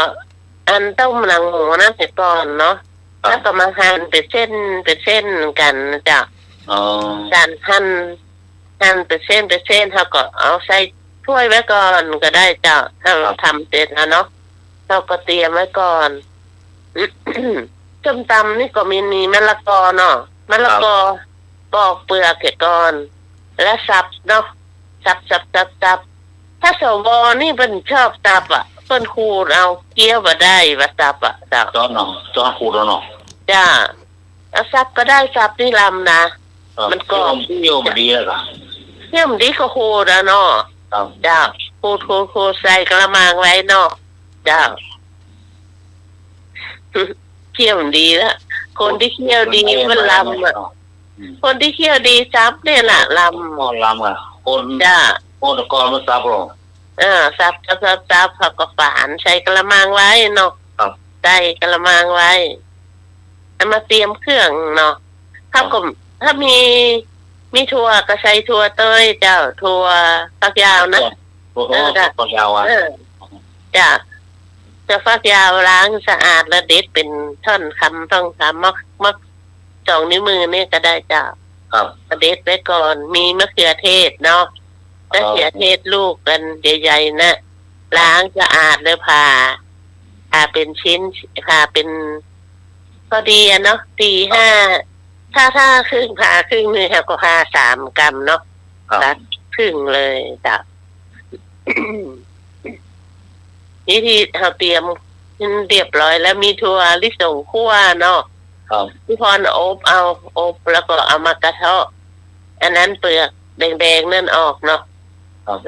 แล้วก็เราก็เอาเฉพาะเนื้อถั่วลิสงเป็นเม็ดนั่นน่ะจ้ะใส่ถ้วยไว้ก่อนแล้วไว้โรย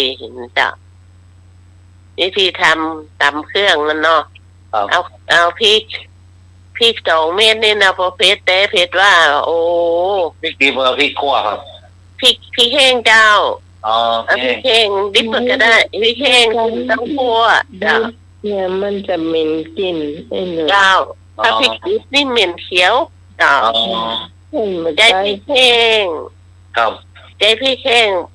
แล้วก็ถ้ามีเครื่องปั่นแล้วก็ปั่นนะคะเอาละเอามาใส่โคกตำส้มตำอย่างเนี่ยกับมีโคกไม้เนาะจ้าเขาก็เอาพริกเข้าใส่2 เม็ดแล้วก็ใส่โขกเข้าไปก่อนเดี๋ยวมันถึงนี่แล้วก็เอากระเทียมเนาะกระเทียมแก้เปลือกเนี่ยเอาสัก4 เม็ด4 กีบจะ5 กีบก็ได้จ้าแล้วสะล้างน้ำแล้วก็ใส่ลงไปโขกคือมันละเอียดเนาะโขกละเอียดแล้วก็ใส่ถั่วก็ได้ใส่ถั่วลงไปคลุกกันก่อนคลุกแล้วก็ใส่กะปิใส่น้ำปลาเนาะใส่น้ำตาลปี๊บจะใส่น้ำมะนาวคลุกเคล้ารวมกันไปในครกขณะจะใส่ชูรสนิดหน่อยนะจ๊ะใส่คลุกเคล้ากันไปนะครับก็เอามะละกอลงไปคลุกเคล้ากันไปมันต้องไปตำละ จะคลุกเข้ากันไปจะชกกันน่ะคลุกเข้ากันไปใส่ว่าไปเนี่ยกันอันต่ำเพิ่มมันปิ้นไปปิ้นมาไม่ได้เนาะน่ะเอาคลุกไปได้เราผมใจว่าต่ำจ้าที่สุดก็ต่างว่าเหมาะถ้ามันเข้าตาเลยก็ให้เป็นเรื่องเป็นราวกันเนาะจ้าแล้วก็ใส่ถั่วใส่อย่างก็มะเขือเทศเนาะคลุกเข้าลงไปเอาถั่วลิสงคั่วเข้าไปเดี๋ยวเอาวุ้นเส้นนะอย่างไก่เข้าไปคลุกเข้ากันไปเอาถ้าพีคนไปคนมา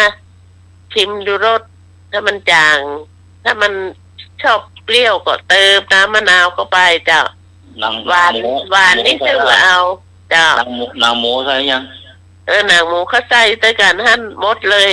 ตึงหมูยอตึงวุ้นเส้นตึงหนังหมูคลุกเข้าก่อนไปฮะน่ะคลุกเข้าก้นไปเอาถ้าพีก้นเอาเลยตักใส่จานตัวลิสงก็ใส่เข้าไปแล้วเจ้าเวลาตักใส่จานแล้วเอาถั่วลิสงคั่วแหมกำโรยหน้าแหมกำเติมไปเลยใครจะกินอย่างเอาเลยเจ้าน้องข้าว2กล่องเนาะแล้วแต่ใครจะเอาข้าวตะใดก็ข้าวมกหุงที่ลุงหนุ่ยเอามาให้มาวันนั้นก็พอดีก็เจ้าครับน้องผมไม่ได้น้องยังไม่ได้กำสักกำหวานก็ใส่ประมาณไหนนะต้องจับอ่ะเจ้าภาพไม่ได้กำเลย3 กำแต่พี่พรเขานี่พี่พรขอเสิร์ฟข้าวหรอพี่พรจะหารู้ว่าข้าวขนาดไหนข้าวใส่จานที่ละ2-3ถุงนี่กะเติมขึ้นไปบนพุ่นลูกครับเติมขึ้นไปบนพุ่นแต่มันอิ่มมาแล้วพี่พรจะได้มากินข้าวอย่างพ่ออย่างพี่พรอิ่มปีกมาบ้านก็หิวเหมือนกันเนาะไม่ได้กินหรอกจ้าพี่กรก็ไม่ได้กินแต่พี่กรนั้นได้ก็ผัดกะเพราจ้าปิ้งบ้าน2 คนจ้าพี่พรเอราวัณได้ลาบแล้วก็ผัดกะเพราแหม2 คนจ้าโอ้พี่พรเอราวัณเปิ้นปากเปิ้นหม้อเนาะได้ลาบเพิ่นว่าลามเพิ่นก็ว่าลามเมียเนาะจ้าเพิ่นปากหม้อลูกแฟนพันธุ์แท้ก็ถามเพิ่นก็บ่เอาก็ตัวเองก็จะไปเข้าเวรก็ยังบ่เอาเนาะอิ่มแล้วเมาแล้วว่ะเพิ่นก็บ่ละไอ้เนาะอิ่มละไอ้เนาะเพิ่นว่านะครับจ้าพี่ท้ายเนี่ยข้าวมัน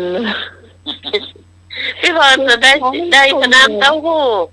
น้องนุช2 ถุงกะแต่ละถุงเดียวเป็นวันแท้มาให้2 ถุงแล้วใส่กระเป๋ามาถึงโต๊ะป้อใส่ในกล่องโฟมแบบปะเดี๋ยวเพิ่นก็หยิบไปให้ลูกก่อนต้องมันยังหมาไปเอาเข้ามันเอากระน้ำเต้าหู้กับปอละจ้านั่นก่อนคนก็ยังมาเหมือนเปิ้นเข้ามาเหลือน่าขนาดเลยเสียท่านพระท่องโกบาหันนะคะมันต้องถามเลยน้องยังมาหูเลยฝนตกนะมันลงน้ำไปหมดละลงน้ำเหมืองหมดละ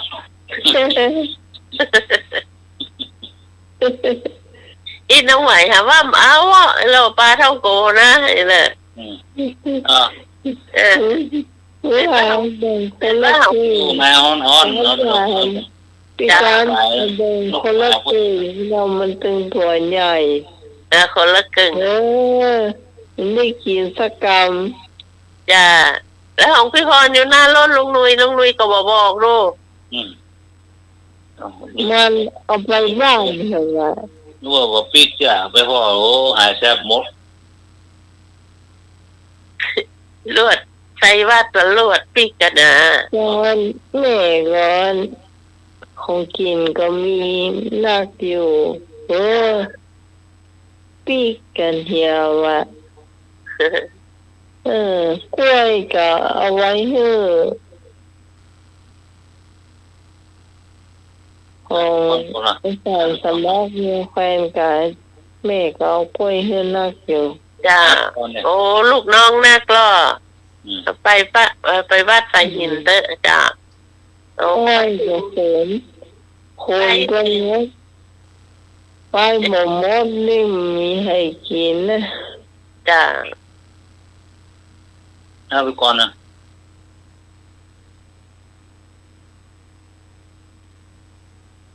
พี่ก่อนถ้ารับแล้วหมูเพิ่นทำงานหนักแล้วจ้าพี่ก่อนเป็นเรียกการเจ้าตีสามมาตื่นแล้วลุกแล้วจ้ะอย่างก็ถั่วเจ้ามันจะถั่วนักอ่ะตะกี้น้องใหม่น้องสาวประเดชโทรมาหาพี่พรเบอร์อย่างก็พี่ใหม่เปิ้นบอกเบอร์โทรศัพท์น้องจะโทรเข้ามาขอเพลงเดี๋ยวเพลงยุดน้องโทรเข้าไปเนยอ่ะ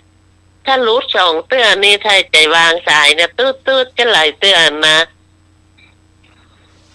น้องสาวประเดชเปิ้นเรียกการเปิ้นหลายคนเนาะเปิ้นก็ฟังอยู่เจ้าขอบคุณครับก็ขอบคุณโทรมาที่ก็ครับโทรมาเถอะครับน้องตาเพลงออกนี่ก็ต้องโทรเตือนเนาะถ้าเพลงยุดก็โทรเนาะจ้าพี่พรว่าถ้าเพลงยุดแล้วก็โทรมาเลยจ้าเปิ้นชอบขอเพลงไปวัดพระบาทไปขอเพลงเตียนปิศิวราเจ้าพอดีเปิ้นว่ามาฟังว่าใส่หินเปิ้นก็มีเพลงกันเรียนเปิ้นว่าเบอร์กูเตือเปิ้นบอกวันนี้เปิ้นบอกเดี๋ยวเปิ้นถ้าจะลืมเนี่ยบอกเป็นหลายรอบจ้ะบอกจ้ะตอนนี้ก็โทรมาเน้อน้องเน้อรับดึกเจ้าบรรยากาศจ้ากันค่ะจ้าเบอร์โทรจำไม่ยาก053226058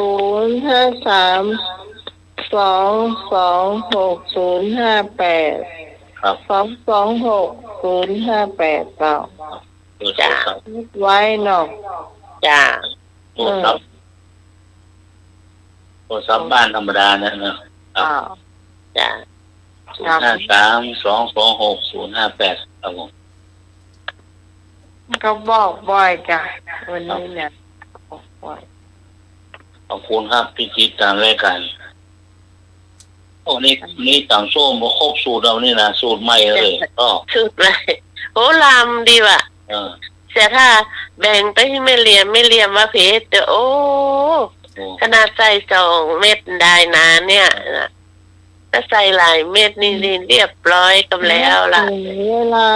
ทั้งที่ม้อนตามเพื่อนน้องก็ใส่2 เม็ดจ้ะพอแล้วก็บอกมากเพชรหรอโอ้มันหางเพชรนี่กินนั่นแหละกินไปมันจะแบบเพชรเตื้อยุดกินมาได้มาอ่านละก็เพชรทันทีอ่ะจ้ะอย่างก็ที่พี่พรว่าเพชรเนยนะ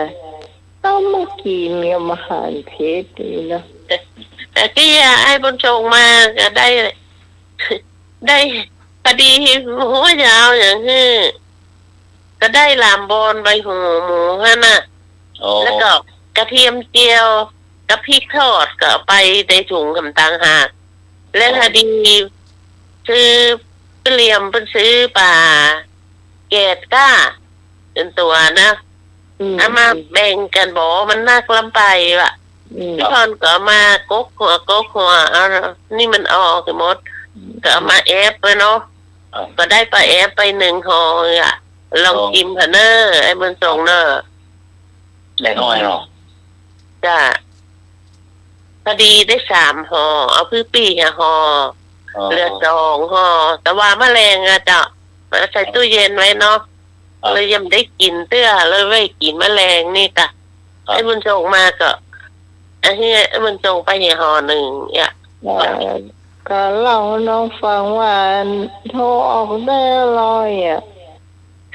มันบ่มีเงินมันก็ให้ยืม100 บาทเดียวเลย ไอ้บุญส่งกดเสียอันนี้เนี่ยกดอันหาลุงนุ้ยละโอ้ละว่ะยังเคยโทรมากดออกตะกี้มันหยังโหเลยกดได้ที่พี่นานเจสีถามปัญหานะโทรมา2 เตื้อมันยังเข้าติเข้าตัง ยังได้ไปรับมาเลยวิธีเจ้าของมันยังกดบ่ได้อีกอ่ะยังถามว่าโทรศัพท์อ่ะถามว่าน่ะลำคาญล้ำเลยจะแล้วละอีกอ่ะคนอื่นกดยังกดได้ถ้าโทรออกก็ได้แล้วเนี่ยเดี๋ยวนะไอ้มันก็โทรนะเดี๋ยวโทรก็โทรศัพท์ก็ยังได้เป็นว่าตุ่มเดียวนะเนาะตุ่มเดียวนะจ้าเดียวแต่ไฟอยู่ตรงหลังของพี่พรจ้าลุงหนุ่ยยังเสียมาอาจารย์สมัครนี่เสียอย่างมาเลยเสียหรือว่าอย่างก็ได้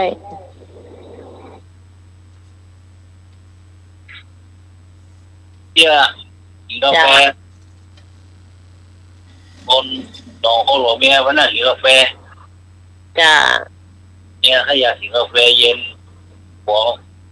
เขาอยากกินกาแฟร้อนเดี๋ยวร้านอย่างนั้นบอกน้องกาแฟเย็นเท่าไหร่น้องกาแฟเย็น80กาแฟร้อน50โอ้เมียเอาก็ร้อนนะร้อน2 แก้วอ่ะนกมาเริ่มเลยเมียมันร้อนเป่าโหเมียผัวเอกใจนี่เงาเป่าอย่างนี้มันเย็นมีหม้อของ80ใบเนาะ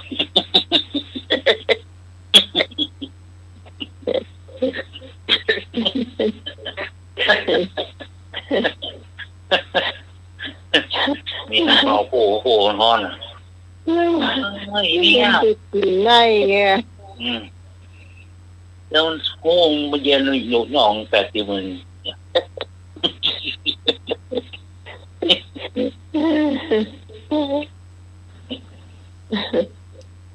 เมียเป่าโหกินได้ร้อนเนี่ยเข้าไรได้ก็ได้จอนแกวดไปแกวดมาก็ได้หัวมันเคยเนาะเนี่ยเนี่ยมันเคยกินร้อนเป่าเด็กเมียนี่เนาะเป่าอย่างมึงมาหันเข้าคอมึงอ่ะเย็นตัวมึง80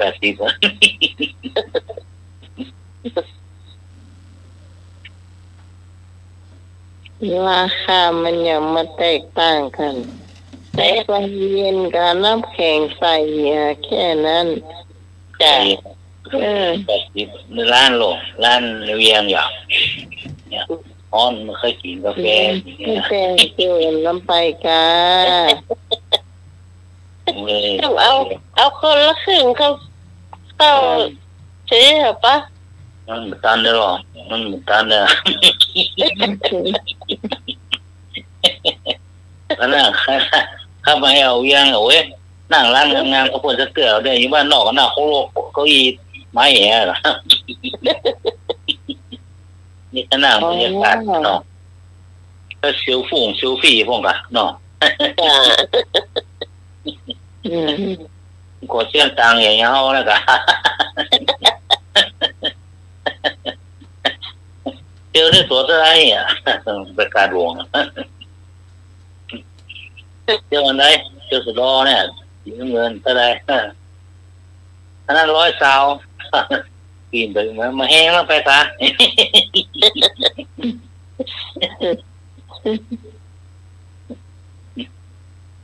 เจอ100 ซาวมาแปลงมาแห้งแล้วไปก็ กินมากินมาเที่ยวหนีอ่ะเนี่ยเจ้าของร้านว่าโอ้ยนี่แหละว่าอะไรหรอว่าหรอกู้อะไรหรอมากู้สี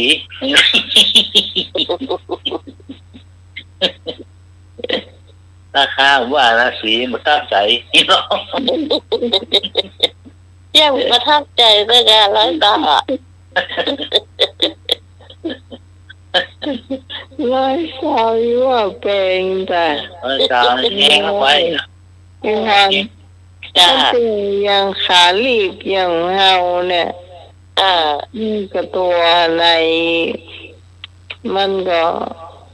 น้อย ต่ำน้อยเนี่ยอ๋อ โคนมันเชื่อเหมือนกันหรอกมาทอดตะโคนมัน ก็ต้องต่อนะ ตะโคนมันใส่เหมือนเปิดมันก็ใส่อย่างเปิดนะมันมาห่อตัวเก่าโคนป้อมปอกลอกปีน้องอังเดเล่นใส่เตียวที่กิ่งพวก เป็นท้องเป็นเตียวเล็กกี้ โอ้นี่ไปซื้อเตียวที่ไหนบ่ตะบกจับใจนะ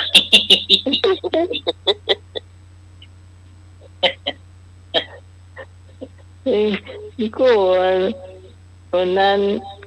นั้นไอ้หนุ่ยจำน้องกวางไม่ได้ถามว่าไผ่แล้วน้องก็ว่าตอนวัดฝาหินมันมีคนสูงลูกตะวันมันก็สูงเนาะทีน้ำมันก็สูงเนี่ย ก็ส่งคนนี้สูงสีน้ำกับตะวันอ่ะ แล้วน้องกวางเนี่ยดูสีต่ำไปหน่อยหนึ่ง น้อยนะมันมาอย่างสูงก็ ตอนนั้นมันมามีคนสูง ใช่ มาบ้านวันนั้นแหละสูงโอ้ผมน้องกว้างมันสูงแต่สูงว่า ก็แต่งทรงผมใหม่อ่ะวันนั้นมัดผม ด้านผมด้านผมเลยอ่ะก็ไม่ยืดตัวอะไรเนาะ ไม่เชื่อ เลยจำมาได้ แล้วพี่กรณ์ซ้ำผมว่าบาหันใช่ปะพี่กรณ์ซ้ำหันน้องกวางใช่ปะน้องกวางก็เดินมา น่า จะ จะ หาเส้นใดเหรอ ว่าน้องกวางน่าจะไม่เจออาจารย์นะเดี๋ยวนะแต่อาจารย์สมัครส่งเพื่อนไอ้หน่วยแล้วเหรอลุงหน่วยเหรอ ไม่ ภาพอ่ะ ไม่ ลุงหน่วยว่ามีว่ะ แล้วล็อกเกอร์สายบัวล็อกเกอร์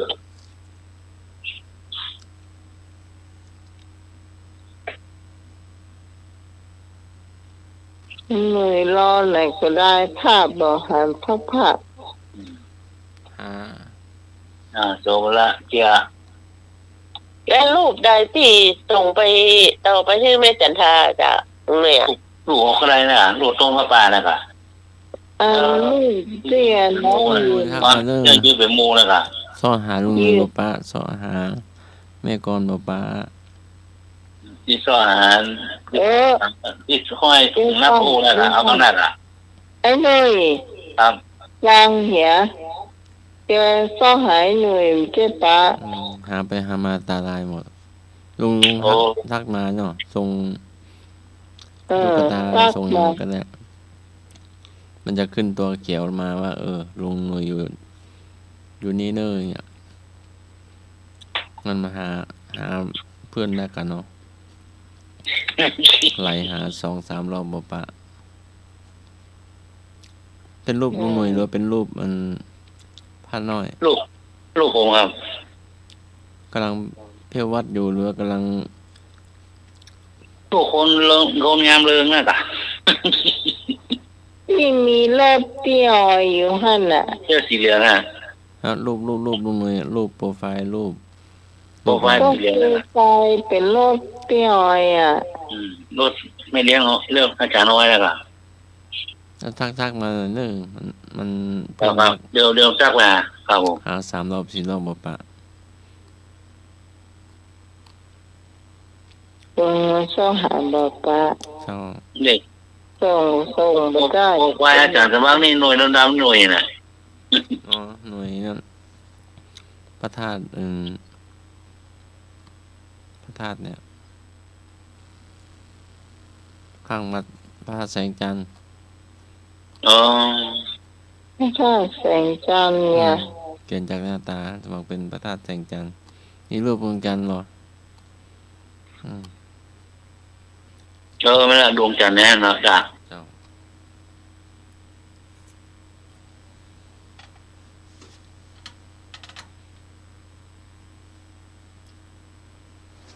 เอาพริกกับอะไรของแม่อย่างนั้นนะ ฮะ เดี๋ยวให้แบ่งลูกๆสันเนาะหรือว่าให้สมัคร ส่งให้หน่วยส่งต่อ ที่แม่พรแม่กรอ่ะให้พริกมาก็สันตอนจัดรายการก็ตาเปล่งดีแล้ว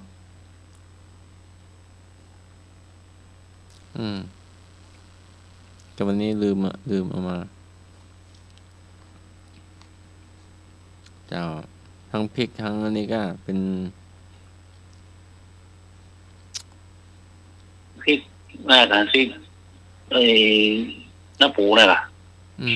อ๋ออันพระอาจารย์ นี่ไหน จะมา เข้ามา อันนี้แล้วก็ผสมมายัง เข้ามาสันแทนน้ำปานะนะค ก็ รับ มี อันนั้นมันเป็นผงแล้วมันมีแต่เป็นตะไคร้กับกระเทียมเนาะ ว่า ปั่นรวมกัน ผม และอีกกระป๋องหนึงเป็นพริก ที่มีอย่างเนี่ย เอาให้ลูกเขาเงินสันตัวอ้อ อาจารย์ส่งไว้เลยผมส่งไว้ให้เลย เจ้าตอนเดี๋ยวหลังรายการก่อนเนาะ ครับผมครับ ตอนนี้ขึ้นโหดสันแรงกว่าลายเนาะ ครับ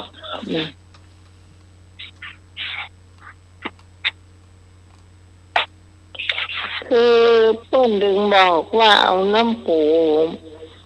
ออกมา แล้วก็เอาพริกใส่เอาตะไคร้กับหอมผสมเข้าไป แล้วเอาไปใส่อย่างอันไปจิ้มอย่างอันมันใหญ่ ก็หยิบ พระ สั อาน จา ต้ ร น ย์ต้อง จาก แบ่งออกมาแบ่งน้ำปูออกมาใส่ถ้วยก่อนแล้วเอาตะไคร้เข้าใส่ถ้วยน้ำปูนะเอาพริกถ้ามันเผ็ดก็อยากเอาเผ็ดก็เอาพริกป่นนั้นผสมลงไปจะคนให้เข้ากัน จะได้กลิ่นแล้วจะ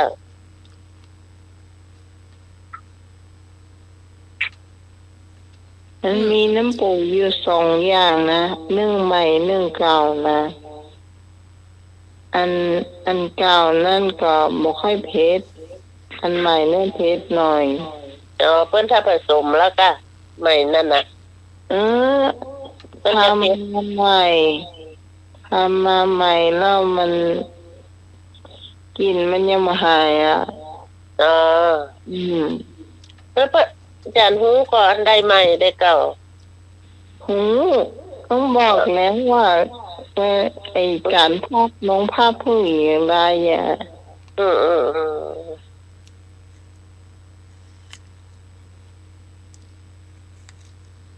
เดี๋ยววันนี้ได้นอนไล่ไหมเหรอมานางใหญ่น้องไหนตะกับน้ำปูอ่ะ ถ้าเอามาผสมมันก็จางไปหน่อย ไม่เผ็ดเนาะ มันบอก ถ้าผสม เอา ผสมแล้วมันจะ มันจะหอมตัว จะ หอม มันจะหอมตะไคร้เผ็ดพริกป่นเนาะจะ นี่จับพอดีไอ้เจ้า ตอนแรกจะเอาตะไคร้สดเนาะเอาไปคั่วก่อนนี่นะมันปั่นออกมาแล้วมันบะแห้งอ่ะเลยเอาอบคือมันแห้งเหี่ยแล้วก็เป็นโปะไปปั่นเป็นผงมาเลยเนี่ยมันจะได้อยู่เมินเนี่ย จะได้อยู่นานๆกินนานๆได้จ้ะ อย่างทอดอะไรกินไม่ได้ ทอดอะไรกินไม่ได้ ครับ ชอบยังนะ ทอดแห เออ โอเคถูกต้อง ผมชอบมันได้ปลามันก็กินได้กาย แต่ก็ถ้าได้ปลาก็ตัวนี่ได้กินได้อยู่ เนาะน้ำยางเหรอทอดอย่างไงมี3 อย่างแล้วเหรอ มาทำมา ทอดอย่างไงหมอเนี่ยทอดอย่างไงแล้วทอดอย่างไง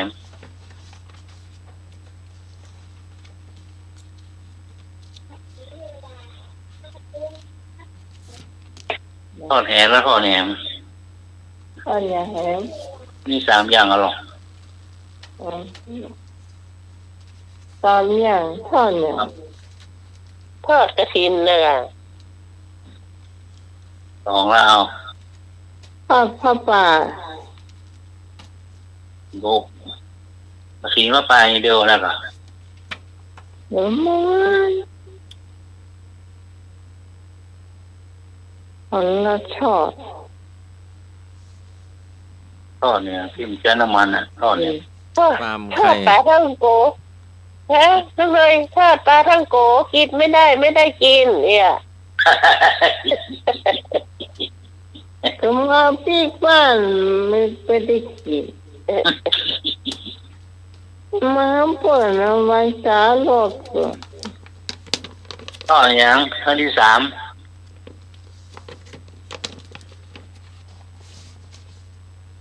ทอดอย่างเข้าใจ อ้าวเลย จะเลย ทอดสะพาน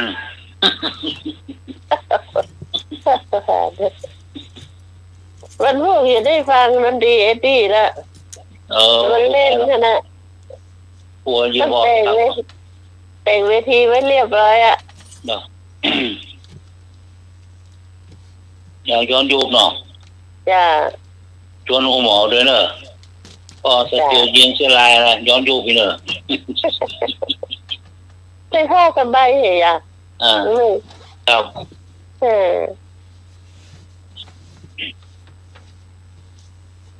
นั่นอะไรนั่นอะไรเหรอ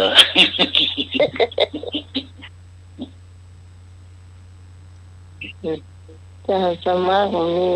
อย่างออกกัน ก็บอกเก้าบอก มา เราไว้วันผูกเด้อจ้า ลืมไปละ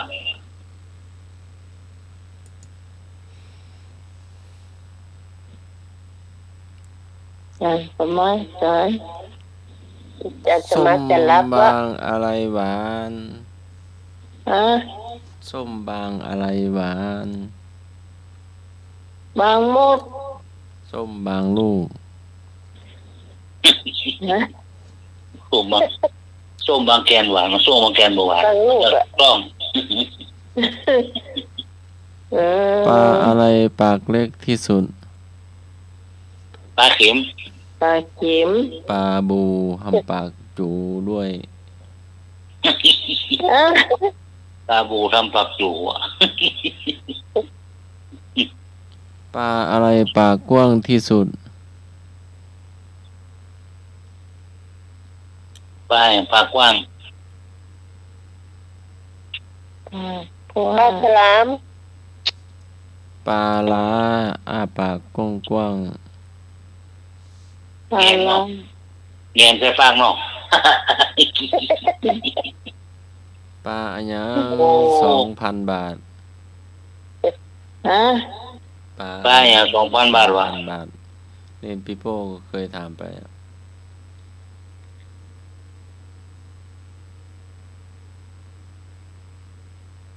ปลาอย่าง2,000 บาท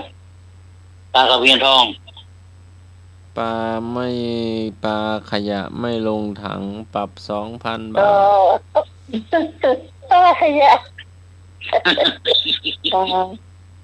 ปลาขยะไม่ลงถัง ปลาอะไร2 ตัว20 บาท ปลาบู ปลาตัวละ10 บาท 2 ตัว ตัวละ 20 10 บาท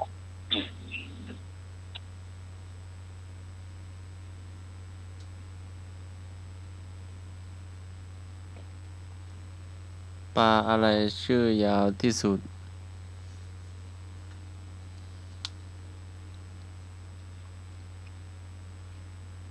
ปลาจุฬา ปาเจลาขัตติยาหุนติจำไม่ได้แล้วยาวมาก ปลาจุฬา ปลาหมอตายเพราะอะไรอย่าง ใส่เข้าปลา เพราะขี้คร้านหายใจวะ ที่ข้าเป็นใจ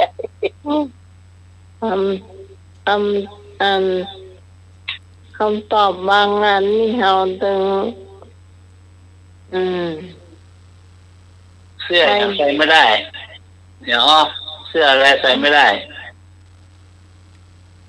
เจ้ามันหนึ่งให้เข้า นั่นมันติวหรอกได้เสื้อมาเลย เสื้อกะ ครับ เสื้อ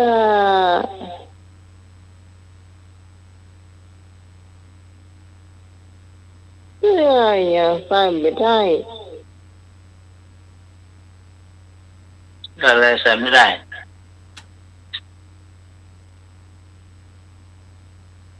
สมอนปอกหมอน นั่นแต่แล้วหรอซุปเรียบร้อยหรอ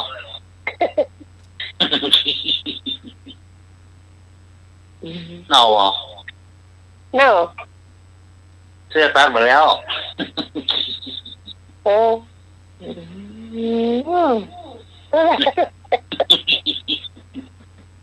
ไปมาได้กับไรมาได้มาได้ จ้องมาถาม เดี๋ยวยังมาหน่อยอีก ให้โดนจ้ะ โอ้โห เนี่ยตัดมาแล้วเราพยามามันนุ่ง ใส่ได้แหละ เสริมได้ ตัดเนี่ยไผก็ใส่ เดี๋ยวด้วยนะ ปลายังอยู่ในโรงพยาบาล ปลาหมอ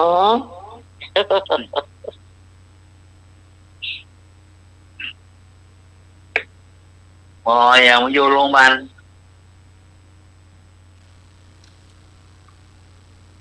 พอเลยไม่อยู่โรงพยาบาล หมอนวด หมอนวดก็มาตามบ้านเลยค่ะ แต่ก็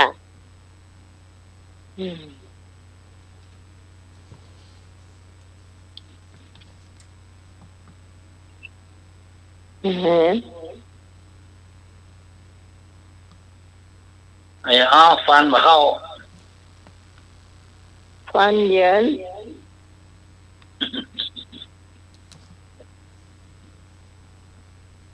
ได้หมดอ่ะ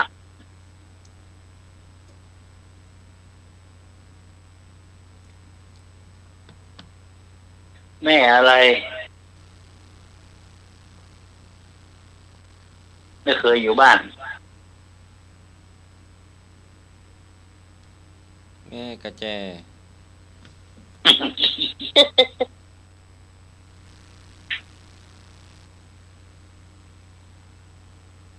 ไม่จะแจกก็อยู่บ้านจ้ะป้ากองไว้ให้น่ะ แม่อะไรไม่เคยอยู่บ้าน จะไป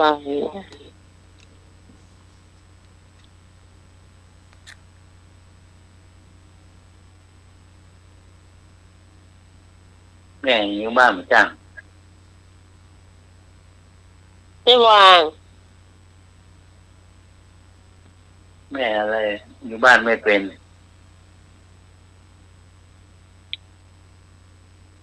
เราอ่ะ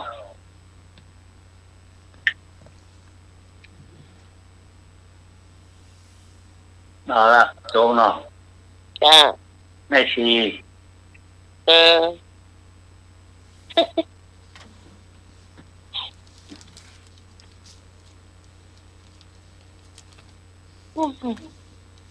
เห็นมีคำถามจ้ะต้า คุก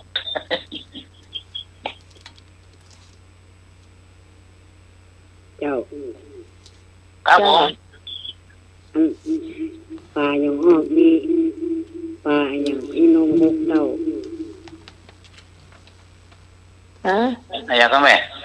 ปลาอย่างอีนมหกเต้า ตายกะ ปลาปากไงล่ะ ตายยังไม่นมอีกอะ ปลาอย่างอีนมหกเต้า เนี่ยไม่ว่าไงก็ว่าจะ ปลาอันอย่างปลาอย่างอีนมหกเต้า อ่ะตายยังมีหนวดอีกอะ นม ตายยังมีนม นมหกนมหก ปลากระป๋องปลากระป๋องสามแม่ สองปลาสามแม่ครัว ถูกต้องถูกต้อง อ๋อจบข่าว แม่ อ่าวันนี้เจ้า ถูกต้อง ข เนาะ อบคุณพระอาจารย์พระครูสมุยสวัสดิ์วรกิจโจผู้อำนวยการสถานีเจ้า ขอบคุณพระอาจารย์สมัครยานศิโลเจ้า ขอบคุณไอ้หนุ่ยสว่างเมฆเจ้า ขอบคุณพี่พรเจ้า ขอบคุณพี่ใหญ่เจสีพี่หนันมีสมนะเจ้า ขอบคุณคุณผู้ฟังทุกท่านที่ฟังถึงจบรายการนะเจ้าสำหรับข้าเจ้าพิสมัยสุริยรอนเจ้า จากบ้านนอนตาลตำบลหลวงแก้วอำเภอแม่ริมเราจะมาพบปะกันใหม่เจ้า3 ทุ่มถึงเที่ยงคืนวันพรุ่งนี้สำหรับวันนี้ทีมงานทุกคนลากันไปก่อนสวัสดีเจ้า จ้าสวัสดีเจ้า เราพอดีฝันดีครับ โลภโภธรรมานังปริปันโทความโลภเป็นอันตรายต่อทุกสิ่งค่ำคืนนี้ก็ไว้พระสวดมนต์เผยเมตตาหลับเป็นสุขตื่นเป็นสุขขอกราบนมัสการและเจริญพร อ่า สาธุเจ้ากราบพระสาเจ้า ก่อนจะลาขอคำสัญญาสักหน่อย